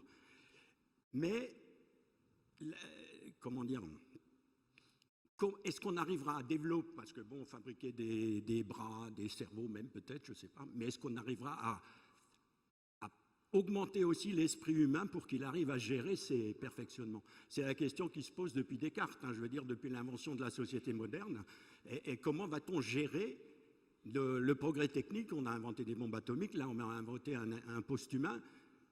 Mais est-ce que l'esprit humain, on est capable de développer l'esprit humain pour qu'il soit capable de surmonter les questions que ça pose? Voilà, merci. Alors Olivier Zrati. En fait, je me pose votre question tout à fait, même pour aujourd'hui. Il se trouve que j'étais il y a un mois au CES de Las Vegas et j'en produis un compte-rendu assez détaillé sur mon site. Et je suis sidéré par la richesse de l'offre aujourd'hui qui est disponible pour équiper sa maison en objets connectés. On peut avoir des lumières connectées, des boutons connectés, des aspirateurs connectés, des frigos connectés, du tout n'importe quoi connecté, des portes connectées, des fenêtres connectées. Tout ça commandable par la voix, à tel point finalement que les scénarios des fournisseurs de ce genre de produits vous montrent que quand vous rentrez chez vous, vous parlez à votre maison. Et donc, vous lui dites d'allumer les lumières, vous lui dites qu'est-ce qu'il y a dans le frigo, vous commandez une pizza, vous commandez votre Uber, etc. etc. Et donc, finalement, votre relation humaine qui a d'habitude se fait avec une autre personne, se fait avec un espèce de robot qui est sur Internet, avec qui vous parlez pour commander des choses. Et donc, il y a une espèce de désincarnation, aujourd'hui, c'est pas dans 30 ans, de désincarnation et de déshumanisation de la relation avec les objets, ou alors réhumanisation des objets, qui est extrêmement perturbante, je trouve, et qui d'ailleurs en plus est gaspilleuse de temps. Parce que demander à une machine d'allumer la lumière, c'est quand même plus lent que d'appuyer sur le bouton. Donc ça devient complètement absurde. Donc on est déjà dans ce monde où la puissance de la donnée, la puissance du traitement de la parole, la puissance de l'automatisation est promue par un certain nombre de sociétés, de fournisseurs, sans se poser la question de ce qui nous reste comme humanité dans notre vie, dans les aléas, dans le plaisir aussi de toucher quelque chose, dans le plaisir de parler à d'autres personnes. Mais vous savez, il ne faut pas chercher très loin. Quand vous appelez un opérateur télécom et que votre ligne télécom est en panne et qu'il faut cliquer sur 1, puis 3, puis 4, puis 2, c'est déjà la pente glissante vers la déshumanisation et ça a démarré il y a quelques décennies. Donc oui, il y a un risque énorme déjà aujourd'hui. Moi j'ai tendance toujours à ramener au présent les choses, il n'y a pas besoin d'aller très loin. Et il faut se poser la question de ce qui fait le sel de notre vie, qu'est-ce qu'on veut créer, comment justement on encourage nos jeunes qui sont un peu désespérés aujourd'hui de créer quelque chose, un monde différent. C'est des vraies questions à se poser aujourd'hui. Pourquoi on est là, quoi? Alors, juste pardonnez-moi, j'ai bien vu qu'il y avait plein de demandes de parole à la tribune aussi. Notez bien ce que vous souhaitez dire. On retourne juste un tout petit peu à la salle. Monsieur. Merci beaucoup. Je me présente, je m'appelle donc Marc Roux. Je suis le président de l'association française transhumaniste Technoprog. Vous imaginez que nous nous sentons particulièrement concernés, visés, j'espère pas, je vois pas de point rouge, j'espère, sur mon front, En tout cas, évidemment, très, très intéressé par tous les débats qui vont avoir lieu pendant cette semaine. Et j'en profite pour remercier grandement Madame Aubin, Monsieur Nizan et toute l'organisation de nous avoir invités. Je précise, si vous en êtes pas encore rendu compte, qu'il est encore assez rare, ou pas si fréquent en tout cas, que dans le cadre de conférences, de colloques de cet ordre-là, dans les médias, sur les plateaux de télévision, que des personnes qui assument véritablement la pensée transhumaniste soient invitées. La plupart du temps, on préfère, nous semble-t-il, discuter du transhumanisme ou des transhumanistes sans les transhumanistes. Donc, merci vraiment, merci. Maintenant, j'aurais voulu juste prendre la parole pour maintenant, parce que vous imaginez que les transhumanistes auraient des choses à dire absolument à chaque virgule qui est dans n'importe quel discours, et nous aurions des choses, on est là à bouillir, à vouloir bondir sur chacune des réflexions. Je dois préciser que j'ai été d'accord avec beaucoup de choses de ce que j'ai entendu jusqu'à présent. Et puis, je n'ai pas été d'accord sur beaucoup de choses également de ce que j'ai entendu. Mais je voudrais juste revenir sur un point qui, en fait, a été le point de départ de la table ronde de ce matin. Il vous a été proposé de réfléchir à ce que peuvent être les technoprophètes. Et donc, il a été demandé d'essayer de définir qu'est-ce que cela pouvait bien être. Alors, je vais essayer de formuler une question. Je tiens à ce que les choses soient orientées comme ça. Pour moi, dans technoprophète, il y a prophète, et pour moi, prophète est un terme qui est effectivement intimement lié au langage religieux. Le prophète, c'est celui qui dit avant la parole ou les actes de Dieu. C'est celui qui annonce ce que Dieu va faire. Et en disant technoprophète, il me semble qu'on sous-entend que les transhumanistes, ou au moins certains transhumanistes, prétendent qu'ils savent ce qui va se passer et qu'ils ne font que prédire des choses en quelque sorte qui seraient déjà écrites. Il est exact, à mon avis, que certains des transhumanistes soit sont véritablement dans cette logique-là, soit au moins utilisent ce discours. A été plusieurs fois cité le fameux Ray Kurzweil qui annonce des dates, 2030, l'avènement d'une intelligence forte au niveau de l'humain, 2045, la singularité technologique. Oui, je suis d'accord, il est dans une forme de prophétie, ou en tout cas de discours prophétique. Mais il me semble que où je me pose la question, vraiment, je me demande, est-ce que commencer toutes ces réflexions de cette semaine en pointant un Ray Kurzweil, donc ce qui me semble être le plus extrême des extrêmes du discours transhumaniste, est-ce que ça ne risque pas de nous donner l'impression qu'en gros, le transhumanisme se résumerait ou serait essentiellement représenté par une personne comme Ray Kurzweil? Et donc, la question, si vous voulez que je vous renvoie, c'est est-ce qu'on ne peut pas essayer de réfléchir à la diversité du transhumanisme? De mon point de vue, il me semble que le transhumanisme est en fait une réflexion qui est complètement transversale à notre société. Il me semble que vous pouvez trouver des transhumanistes de tout genre, de tout bord, de toute opinion, politiquement, ce que vous voulez, éthiquement. Vous trouvez des radicaux, vous trouvez des modérés. Et donc, je pense que dans cette semaine, eh bien, on va pouvoir essayer de comprendre davantage dans les détails qui sont les transhumanistes. Donc voilà, je vous renvoie un petit peu à la question en vous demandant, est-ce qu'on peut résumer les transhumanistes aux technoprophètes? Merci beaucoup. C'est une excellente question, effectivement. Alors bon, je crois que c'est tout un chacun, effectivement, d'y réfléchir. Si vous souhaitez y répondre à la tribune, ce que vous en pensez, vous nous le dites. Mais je crois que tout au long de la semaine, on va la croiser, cette question. Oui, quelqu'un veut prendre la parole? Non.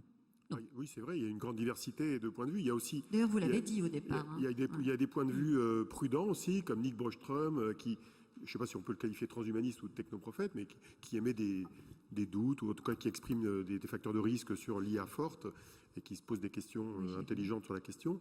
Mais c'est vrai qu'aux États-Unis, Kurzweil, il joue un rôle phare. C'est quand même lui qui a vulgarisé le sujet, qui a écrit le plus de bouquins là-dessus.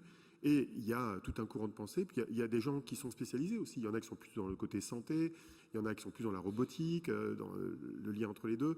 Il y a beaucoup de sociétés et de technoprophètes qui sont spécialisés dans l'IA, dans l'intelligence artificielle, moins dans la partie biologique. Donc oui, il y a plein de courants de pensée. Rien que dans l'intelligence artificielle, on a tout un courant de pensée qui n'est pas du tout biologique, en fait. C'est-à-dire qu'il ne se pose pas de questions sur la durée de la vie. C'est qu'est-ce qu'on va faire avec des ordinateurs ? Qu'est-ce qu'on va leur permettre de faire? Comment ils vont un jour atteindre ce qu'on appelle l'intelligence générale, enfin la AGI comme ils disent, pour à terme dépasser même l'intelligence humaine, modulo les éléments de prudence que vous évoquiez sur les sens et les émotions que l'ordinateur n'aura pas forcément. Oui, heureusement qu'on est dans un monde varié et qu'il y a des courants de pensée différents. Vous avez raison de préciser, oui, en tout cas. Oui. Alors juste, c'est pour ça que c'est important, effectivement, que vous soyez là, que vous disiez qui vous êtes, ce que vous pensez, comment vous travaillez, etc. Monsieur, et puis il y a madame à droite qui demande la parole. Il y avait juste monsieur avant vous, je vous apporte le micro. Monsieur. Donc, je m'appelle Marwan. J'aimerais simplement d'abord vous remercier de vos interventions respectives. Et je pense qu'il serait intéressant de commencer par le commencement, à savoir un déchiffrage terminologique. Parce que s'il y a une chose avec tout ce courant transhumaniste qui s'est passé, c'est bien un bouleversement des concepts. Et ce qui a été évoqué à la fin de vos interventions respectives, c'est très intéressant. Et pour moi, c'est fondamental, c'est capital, à savoir quel est le sens de ce que l'on fait, quel est le sens de notre mort, qu'est-ce que c'est la vie d'abord, qu'est-ce que l'essence de la vie. Est-ce que simplement c'est le prolongement de la vie, ce que vous disiez tout à l'heure, avec quoi vous êtes d'accord et ce que je peux comprendre, mais quelle serait, et c'est ma question, la valeur de cette vie prolongée si la qualité de cette dernière, elle est médiocre? Parce que vous faites comme si ça allait de soi, alors que souvent ça ne va pas de soi. Du coup, je pense que c'est intéressant. Et dans un cercle comme ça, si on s'inscrit dans le temps, comme disait M. Vincent, eh bien, il serait intéressant aussi de savoir qu'est-ce qui a été dit, non seulement par les scientifiques, mais aussi par des gens qui ont des spiritualités, qui ne veulent pas être simplement ébranlés dans leurs croyances, dans leur culture, des fois, dans le Sud.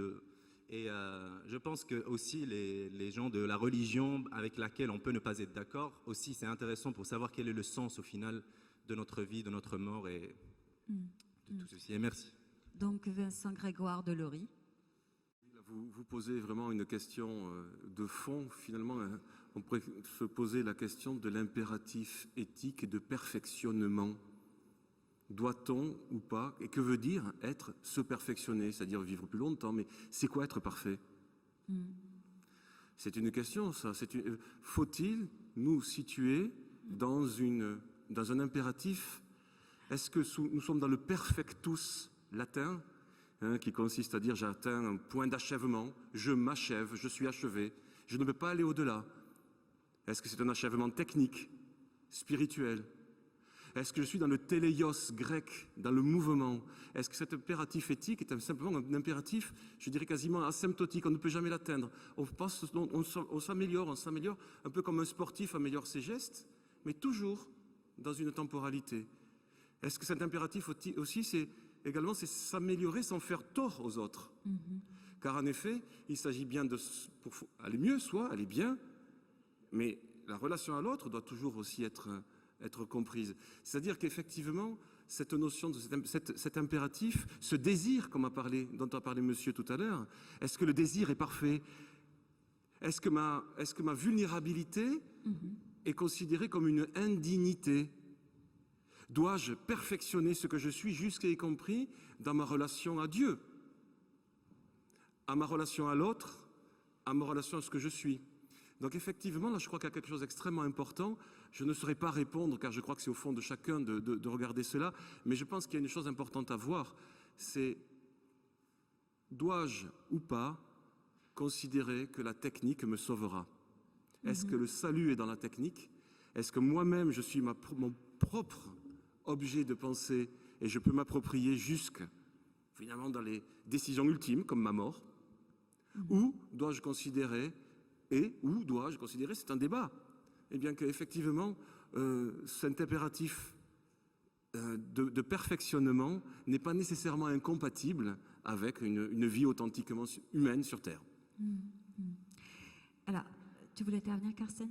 Car il y a une demande de parole de la part de madame. Comme tu veux, ou alors après elle, peut-être. Oui, madame.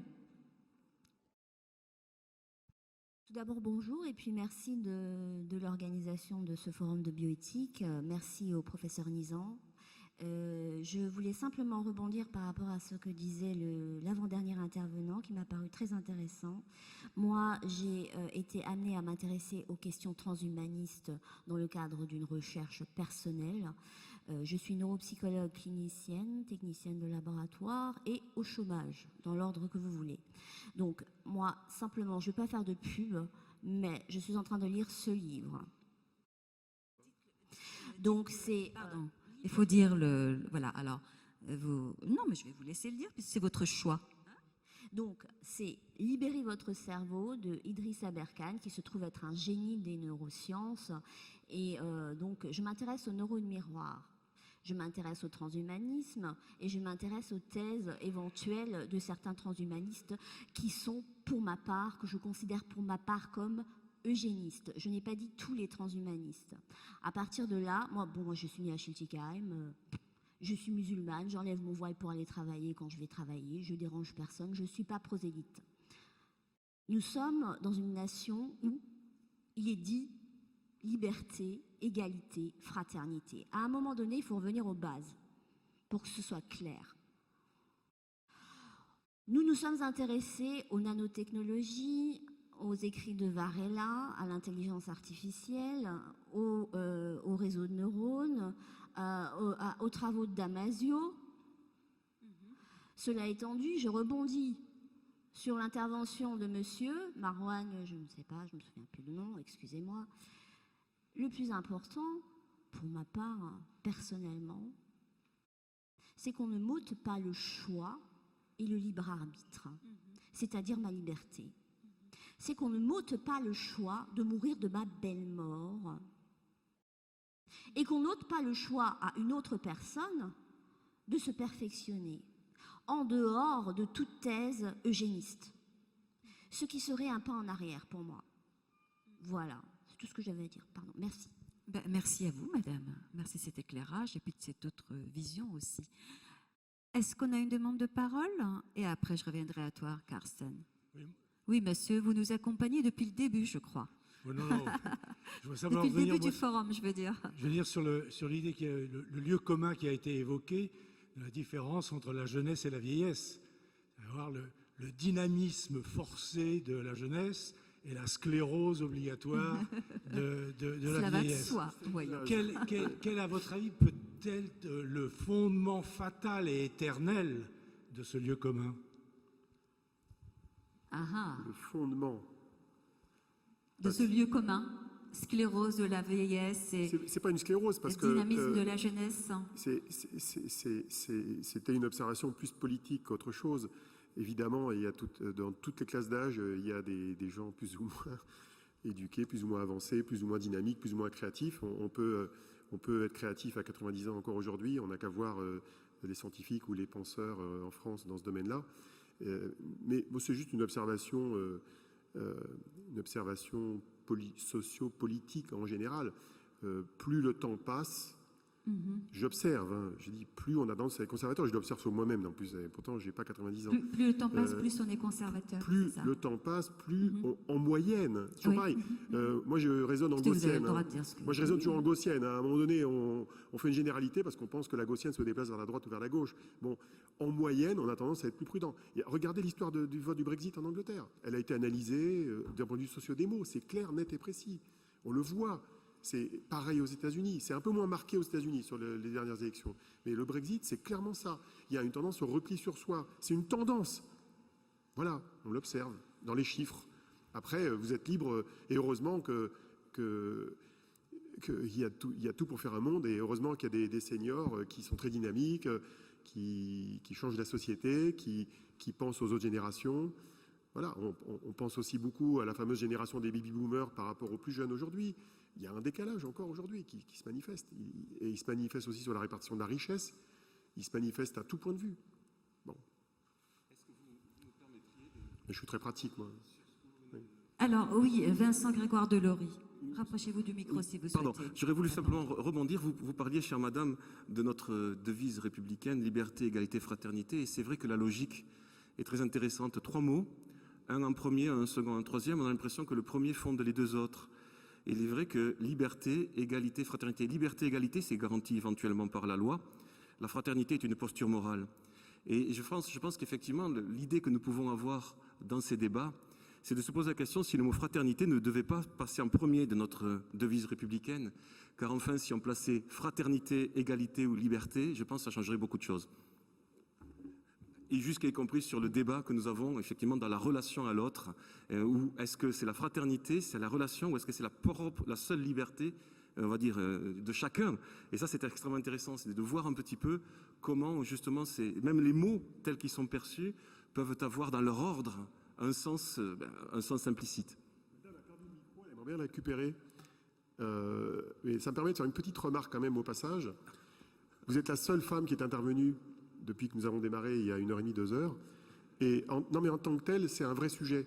C'est un sujet à part entière.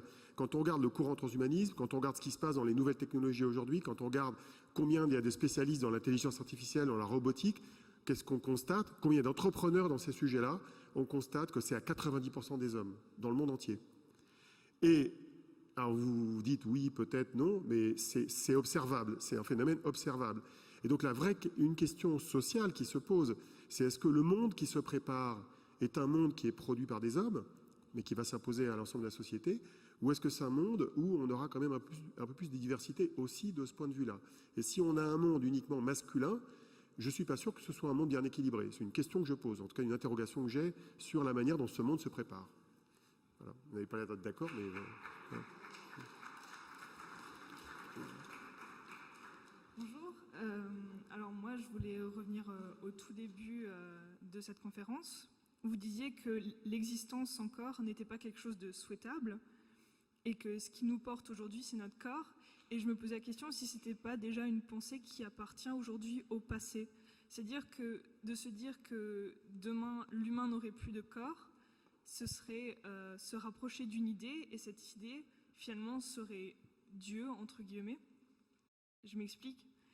C'est que Dieu est une idée, quelque chose d'immatériel, et peut-être que pour se rapprocher de cette idée et s'y apparenter, l'homme veut atteindre cette matérialité d'idée et quelque chose qui n'est pas tactile, entre guillemets, et que peut-être ce serait simplement un stade de notre évolution que d'atteindre cet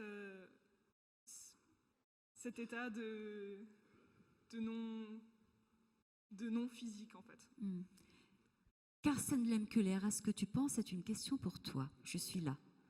Oui, merci. La question, elle est vraiment très, très intéressante. Quand je dis que je ne souhaite pas vivre sans corps, bon, c'est une pure fiction, bien sûr. Hein. Je reviens sur l'exemple de télécharger le cerveau sur une machine et de dire « me voici sans corps ». Et encore, c'est du matériel. Hein. Le disque dur, c'est aussi un corps.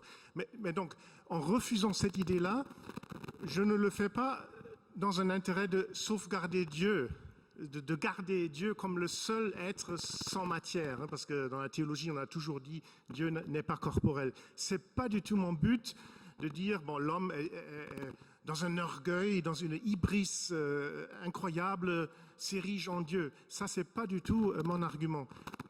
Au contraire, je rebondis sur une autre question qu'on avait.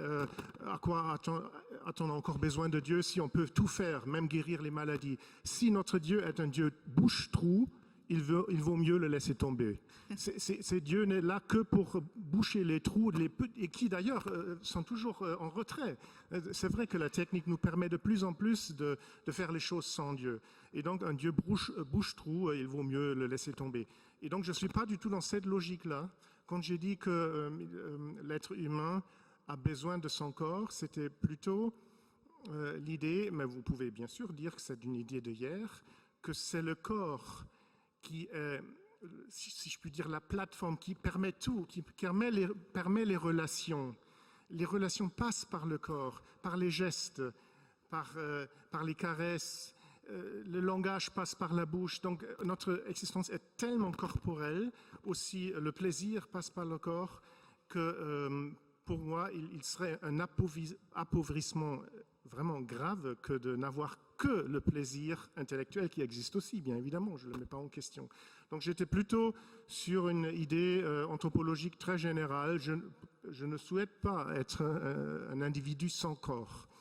Maintenant, il y a des gens peut-être qui disent, moi, par contre, je le souhaite. Et après, le débat est ouvert.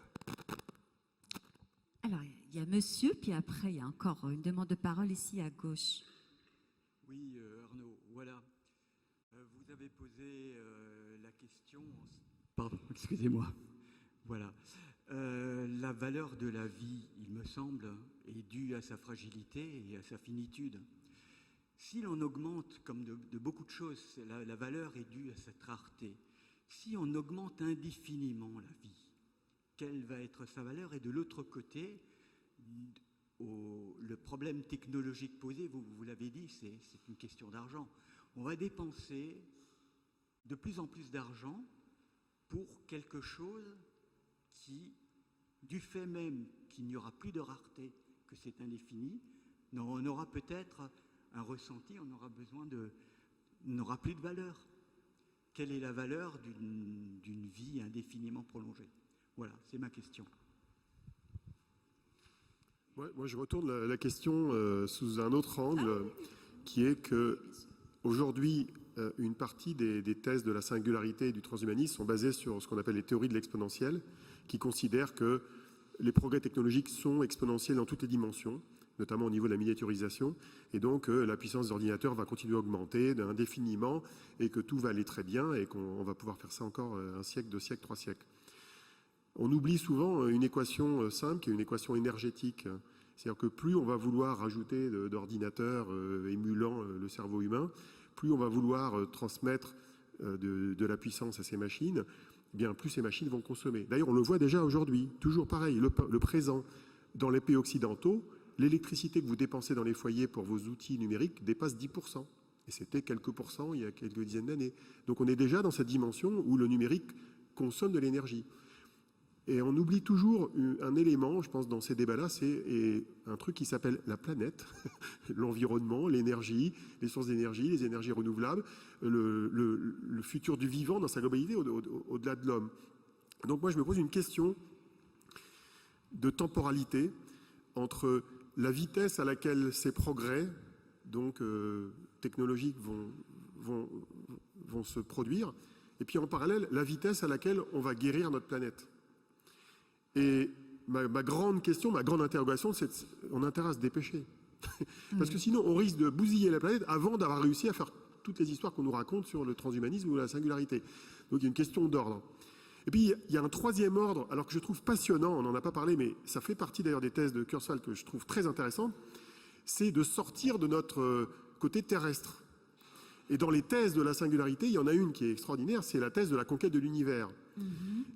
C'est-à-dire considérer que le jour où on sera capable de créer des robots très autonomes, le jour où on aura maîtrisé la dimension de l'énergie, la dimension du transport à la vitesse de la lumière, ou proche de la vitesse de la lumière, eh bien, certains imaginent des scénarios, un peu comme dans la science-fiction, de conquête, non pas juste du système solaire ou de Mars. Mars, c'est un truc de petit joueur. Mars, c'est à côté, c'est 1 an de voyage. Mais c'est d'aller carrément conquérir sur des millions d'années l'univers. Et ça, c'est intéressant parce que c'est vraiment une dimension, ça rejoint une dimension philosophique qui est de sortir du côté terrestre en fait, de l'homme. On est coincé sur cette foutue terre. Et si l'humanité s'extrait du système solaire, là, on est vraiment dans le transhumanisme. C'est-à-dire qu'on va vraiment au-delà de l'humanité telle qu'elle a été construite depuis le départ. Et bon, c'est un sujet de science-fiction et de technologie qui excite, un milliardaire russe qui veut envoyer une sonde sur l'étoile la plus proche du système solaire qui est Proxima du Centaure. Il y en a d'autres qui imaginent, avec des milliers de robots qui s'auto-reproduisent avec les astéroïdes, carrément d'aller conquérir d'autres systèmes solaires, mais sur la durée.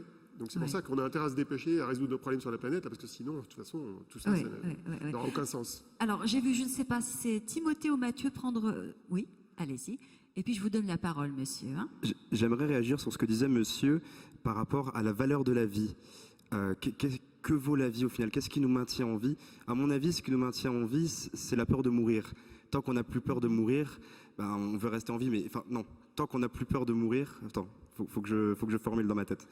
Tant qu'on n'a plus peur tant qu'on a peur de mourir, voilà, je vais y arriver. Tant qu'on a peur de mourir, on reste en vie. Mais à partir du moment où on a une vie qui dure, au bout d'un moment, je pense qu'on arrive à un moment où on a envie de mourir et où la vie n'a plus de sens, n'a plus de valeur. Donc finalement, est-ce que c'est une bonne idée de continuer cette vie comme ça? Je trouvais très intéressant ce que disait le monsieur. Encore à la tribune, et puis je passe à vous, monsieur, et également à vous. Juste, non, Israël, il y a juste Timothée, c'est ça, Mathieu? Mathieu, je vous en prie, allez-y. Juste pour boucler ce chapitre-là et on retourne à la salle. Il y a 2 demandes de parole, à droite et à gauche. Oui, je voulais intervenir rapidement par rapport au désir d'amélioration de l'humain qu'on a abordé durant les questions. On a abordé le fait que le désir d'amélioration de l'humain est exponentiel. Et c'est vrai que je pense profondément qu'on ne pourra jamais se satisfaire des améliorations qu'on aura. Qu'une fois qu'on aura pu améliorer peut-être notre capacité à avoir une meilleure condition intellectuelle, on voudra s'attaquer à la condition physique. Ou qu'une fois qu'on aura réussi à améliorer notre durée de vie, on voudra être en meilleure santé. Une fois qu'on sera en meilleure santé, on voudra être plus grand, on voudra être plus fort, plus musclé. Donc je pense qu'il n'y a réellement pas de fin en fait, à ce désir d'amélioration de l'humain. Et je me demande actuellement, on refuse par exemple qu'un sportif se drogue ou prenne des choses pour améliorer sa condition physique. Et on voudrait pourtant pouvoir permettre aux humains de pouvoir naître dans de meilleures conditions, pouvoir être naturellement plus musclés, plus intelligents qu'un autre. Et c'est là où je me demande, est-ce qu'on ne peut pas se satisfaire en fait, de notre condition d'humain qui est de toute manière imparfaite, parce que je suis intimement convaincu que chaque personne a ses qualités, que s'il y a une personne qui est peut-être moins intellectuelle, elle sera plus manuelle, que si une personne est moins matheuse, elle sera plus littéraire. Et je me demande, est-ce qu'on est vraiment obligé de ressentir cet impératif de vouloir s'améliorer toujours est-ce qu'il y aura une fin en fait à ça? Est-ce qu'au bout d'un moment, on ne doit pas se satisfaire de nos acquis en tant qu'humain, tout simplement?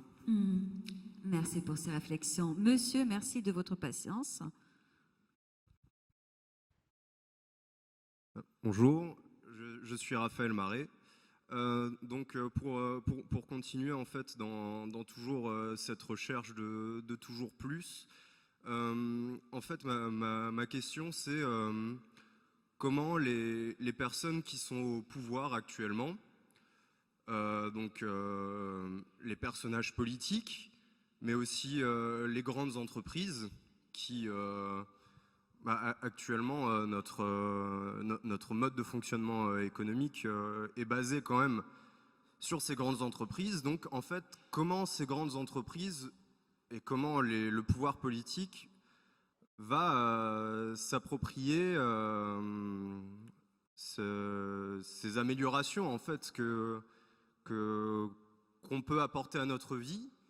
Et les questions en fait c'est par le passé il y a eu il y a les bonnes choses, amélioration de la santé, peut-être amélioration aussi au niveau de la vie en société. Mais il y a eu tout un tas de choses qui étaient pas bonnes, notamment l'esclavage, l'industrialisation qui a conduit à la pollution de notre planète et donc à l'usage des ressources. Et donc voilà, comment le transhumanisme en fait s'inscrit à grande échelle, plus que la question, on va être transformé en robot, mais plus comment ça va se passer à l'échelle mondiale, en fait. Voilà. Merci. Qui aimerait peut-être apporter une réponse, un scénario? Alors, je suis strictement incompétent pour parler d'un scénario à échelle mondiale. En revanche, je peux vous donner un petit témoignage. Vous savez, les sciences et la philosophie, ou la science et la foi ont longtemps été deux disciplines complètement séparées. Dans un laboratoire, on était censé rentrer en oubliant ce que nous étions par ailleurs, en tant que citoyens, en tant que religieux ou autres. Et c'était ainsi. Eh bien, je peux simplement témoigner d'une chose, c'est que de plus en plus, les scientifiques, dans les laboratoires dans lesquels je travaille, en tant qu'en biotechnologie, nous participons à cette évolution, pas vers le transhumain strictement, mais en tout cas vers une compréhension du vivant que l'on peut modifier. Eh bien, je peux témoigner qu'à Toulouse White Biotechnology, là où je travaille, eh bien, les scientifiques s'approprient ces questions-là. L'éthique des sciences devient réellement une éthique de la paillasse, une éthique directement pensée par l'ingénieur, par le chercheur. Et je crois que, avant de parler d'une gouvernance mondiale, il me semble que ce qui est intéressant, c'est de voir que les scientifiques de plus en plus s'approprient ces questions, ils y réfléchissent, trouvent des questions éthiques, posent la question des buts poursuivis. Pourquoi faire ceci? La technologie est-elle un but ou est-elle un moyen? Est-ce qu'on continue à s'humaniser en faisant telle ou telle chose? Et je crois que là, actuellement, on est en train de vivre un tournant. Et petit à petit, dans les laboratoires, eh bien, cette convergence entre les savoirs nous permet certainement d'avoir une meilleure appréciation et qui ensuite, je suppose, je l'espère, va remonter petit à petit vers nos gouvernements. Condition déjà que chacun d'entre nous, que les scientifiques en tout cas, que les personnes qui travaillent sur ces questions-là, modestement, chacun dans notre coin, eh bien, on participe vraiment à un travail plus global de réflexion éthique. Et c'est ce qui est en train de se faire. Donc là, je voulais simplement dire ce petit détail qui, à mon avis, est extrêmement important pour notre monde contemporain. Alors, il y a une demande de parole, je crois, de la part d'un jeune ou une jeune lycéenne, Jeanne d'Arc, me semble-t-il. Voilà, merci. Et puis, on vous passe la parole à vous aussi, monsieur. Je m'appelle Malaika et en fait j'ai une question qui se veut un peu plus philosophique par rapport à nous et par rapport à notre future augmentation en fait. Est-ce qu'au final on ne perdrait pas notre propre identité, ce qui fait de nous un être humain? Si on finit tous par être robotisés ou finir par même être immortels, est-ce qu'au final on peut se dire qu'on possède une âme et qu'on est vraiment des êtres humains? Oui. Qui aimerait lui répondre ou apporter sa propre réflexion sur ce thème-là? En fait, j'aimerais répondre à la question d'avant et à votre question. Parce que la question d'avant, elle est politique. Je retraduis la question, c'est que font les grandes entreprises et comment appréhendent ce sujet-là, comment ce sujet est appréhendé par les politiques aujourd'hui. Alors, je vais paraphraser Laurent Alexandre que vous verrez ce soir, les politiques sont largués, en règle générale. Certains politiques un petit peu plus jeunes que les autres, si on prenait en France Emmanuel Macron, même François Fillon, Benoît Hamon, qui je couvre comme ça l'échiquier politique à droite et à gauche, ont conscience d'un certain nombre de questions qui sont posées par ces sujets-là, notamment sur la manière dont le travail va être transformé par les nouvelles technologies. Ça pose de vraies questions politiques qui se retrouvent après dans les débats sur le revenu minimum généralisé. Il y a une interrogation. Je ne pense pas qu'il y ait de solution ou de science politique aujourd'hui mûre de ce point de vue-là. Mais il y a une vraie interrogation. Après, il y a le côté complètement rétrograde qui peut exister, comme c'est le cas aux États-Unis en ce moment, où on revient en arrière sur tout un tas de sujets, avec un président qui, je vous rappelle, n'utilise pas de mail, hein, donc quand même c'est une de ses caractéristiques, donc qui est rétif aux nouvelles technologies. Et d'ailleurs, dans l'élection, il ne faut pas oublier que l'élection de Trump, parmi plein de facteurs, elle est liée à une forme de résistance d'une partie de l'Amérique aux nouvelles technologies.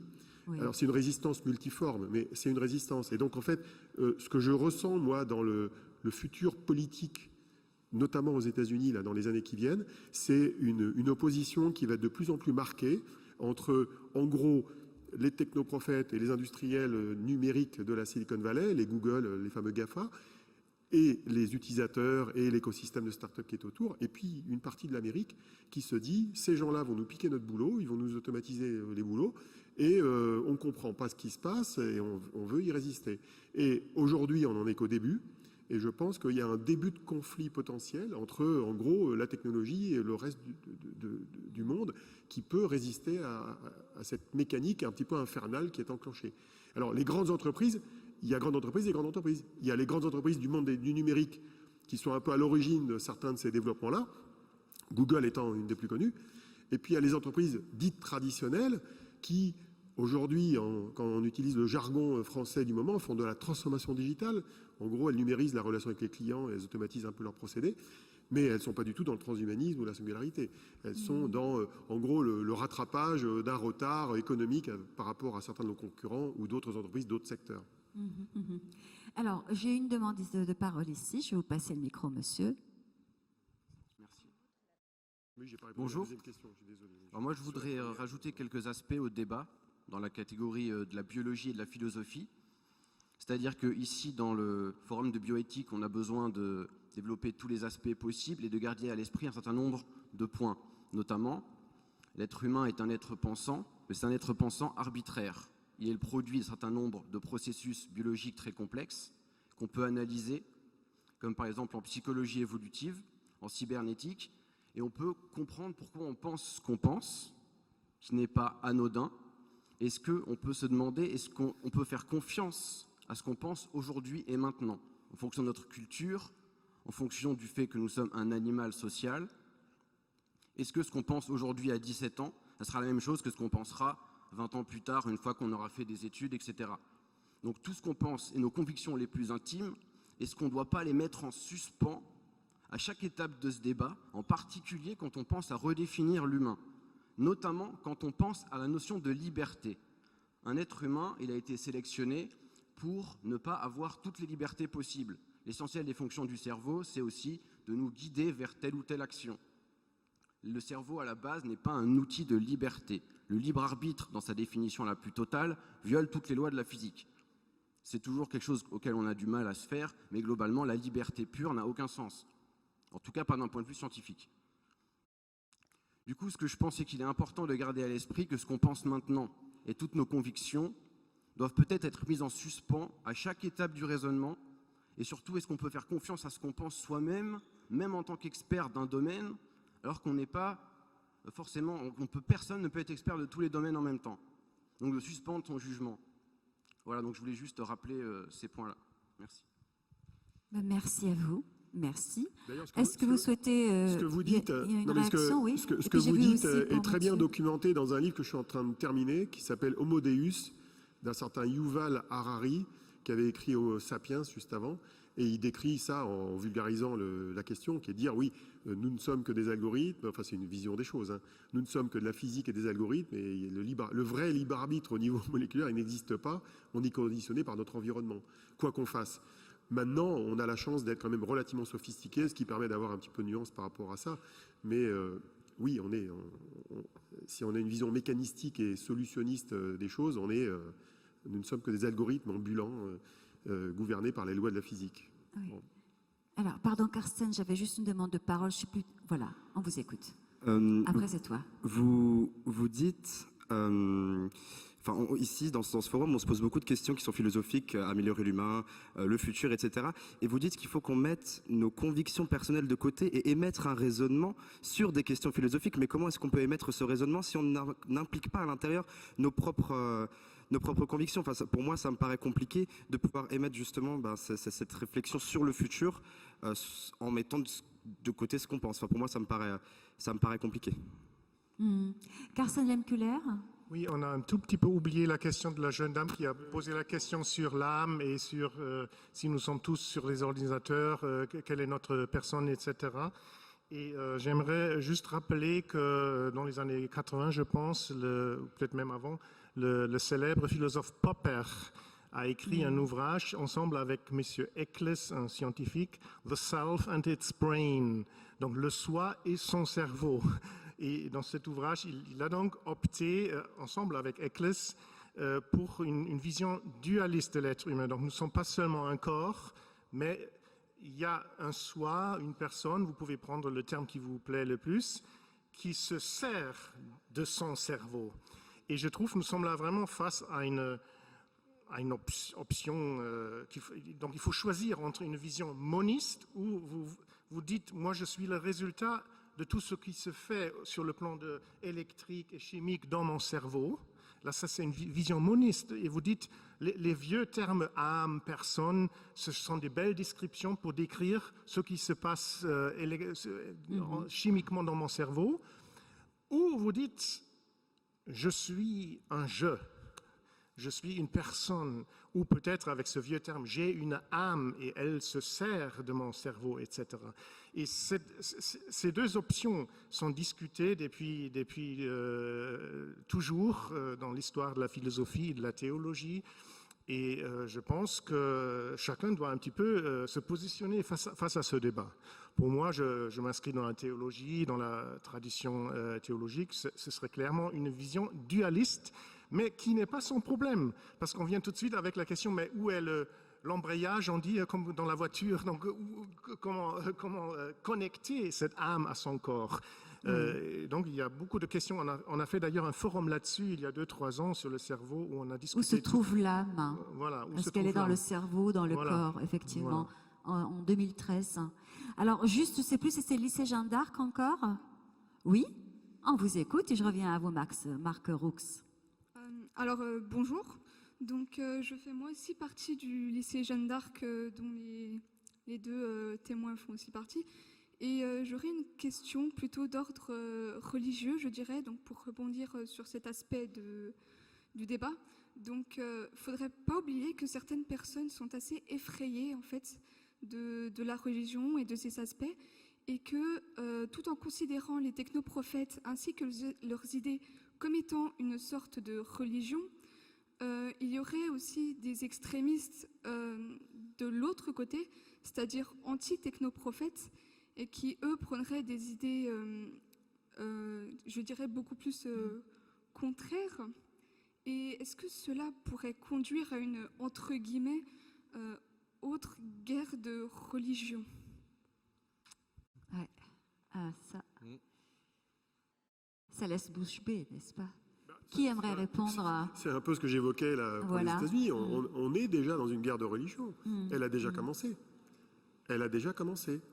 Mais elle a une autre forme. C'est, vous savez, quand on regarde la manière dont les emplois ont été détruits en 30 ans, il semblerait, d'après certaines études d'économistes, que plus des 2/3 des emplois qui ont été détruits justement par le progrès technologique. Ils n'ont pas été détruits par les délocalisations. Donc pour l'instant, tout le monde ne s'en est pas encore rendu compte. Mais les jours où tout le monde va s'en rendre compte et que les politiques vont s'en rendre compte, ça va complètement changer la donne sur qui résiste à quoi, sous quelle forme, comment on s'adapte à cette nouvelle donne. Et avec le risque effectivement d'avoir une société à deux vitesses qui existe déjà aujourd'hui et qui ne va pas forcément s'améliorer à court terme.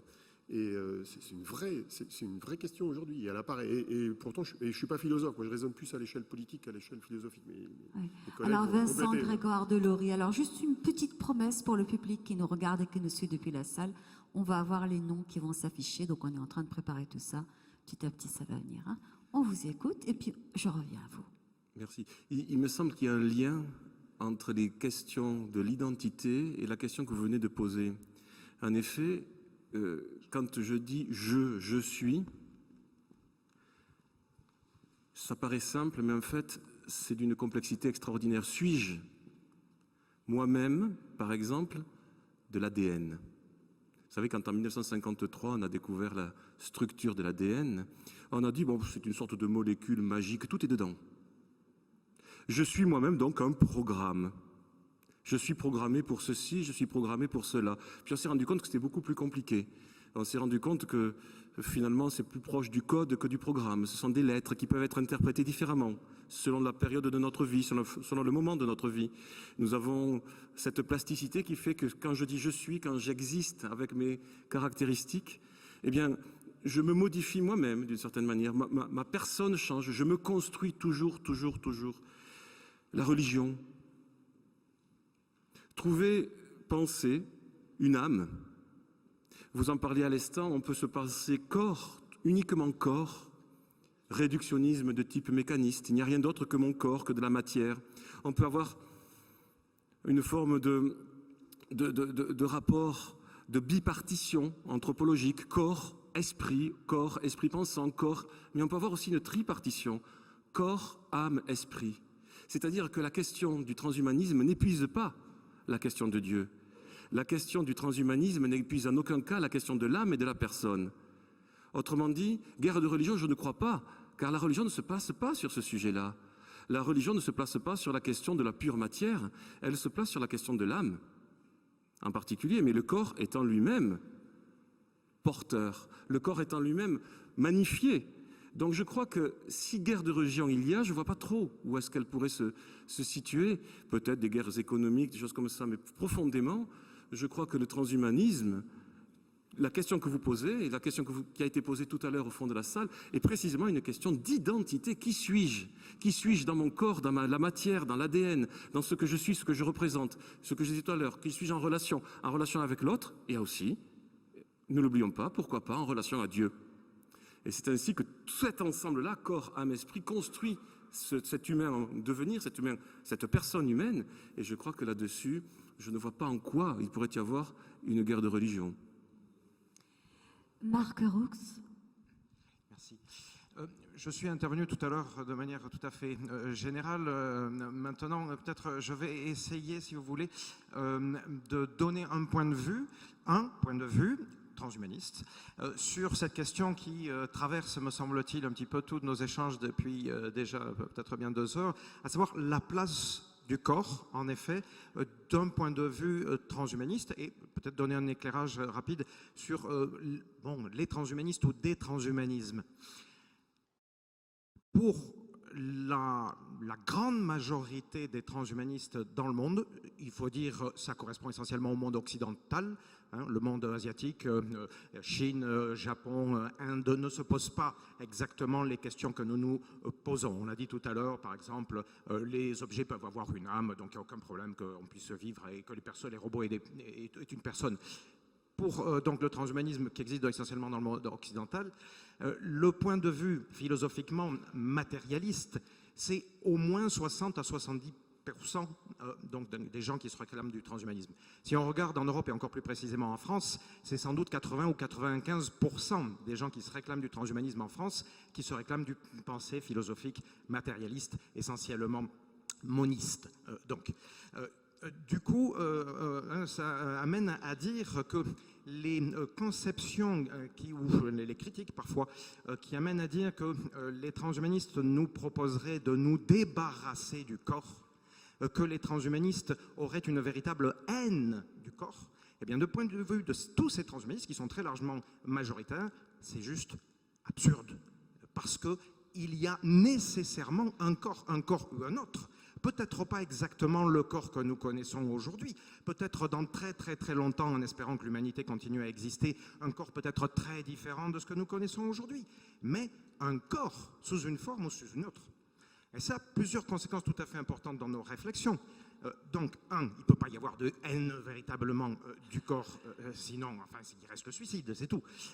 Deux, il ne peut pas, on n'a pas trop discuté, on en discutera dans les journées qui viennent, il ne peut pas y avoir de prétention à une immortalité absolue, puisqu'il doit toujours y avoir un corps inscrit dans un environnement, inscrit dans un univers, inscrit donc dans un inconnu qui nous entoure, et donc cet inconnu est forcément rempli de risques. Vous pouvez avoir un accident de bus en traversant la rue, vous pouvez, si vous êtes une civilisation humaine terriblement, enfin considérablement développé, vous avez conquis toute votre galaxie, ben vous pouvez encore disparaître dans un super trou noir ou que sais-je.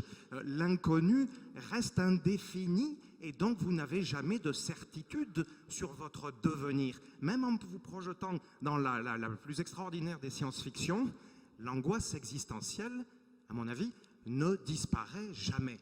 C'est juste l'échelle du temps qui continue à évoluer. Mais je pense que c'est du coup tout à fait différent de penser le transhumanisme en se disant finalement c'est une forme de métaphysique comme une autre, donc alors une religion, ou alors au contraire c'est une pensée qui s'inscrit dans la physique, qui reste collée au matérialisme philosophiquement parlant, et donc à ce moment-là il faut garder les cohérences. Donc il doit y avoir un corps, il n'y a pas d'immortalité absolue, il peut peut-être y avoir une continuité de la victoire sur la maladie en faisant encore considérablement de progrès, peut-être une victoire sur ce que nous considérons comme une maladie bien particulière, peut-être une victoire sur le vieillissement. Il y a aujourd'hui un certain nombre de labos qui se sont mis à travailler sur le vieillissement en tant que maladie. Je ne vais pas en parler davantage, mais peut-être quelque chose comme ça. Mais ça n'est en rien une victoire sur la mort de manière absolue. Parler d'immortalité biologique tout au plus. Et encore, ça porte à confusion. Il y a un mot de Edgar Morin qui, dès les années 50, propose de parler, non pas d'immortalité, mais de parler d'amortalité. Et la mortalité, c'est juste donc la quasi-victoire sur la maladie et sur le vieillissement, ce qui est déjà complètement bouleversant, Olivier Alstrati l'a dit, donc en termes de société, mais qui du point de vue ontologique, du point de vue philosophique, n'est pas du tout la même chose qu'une projection métaphysique. Ça, c'est la vision de la très grande majorité des transhumanistes, je pense pouvoir le dire sans crainte. Et puis dernière chose, simplement, il ne faut pas oublier non plus que, en général dans le monde, c'est peut-être à 30-40%, aux États-Unis par exemple, c'est facilement 50%, il y a toute une partie des gens qui se retrouvent dans la pensée transhumaniste qui en même temps sont dualistes, sont éventuellement chrétiens. Il y a tout un mouvement chrétien transhumaniste qui est en train même de se développer plutôt avec vigueur. Nous sommes sollicités par des regroupements, des syndicats en France de patrons chrétiens.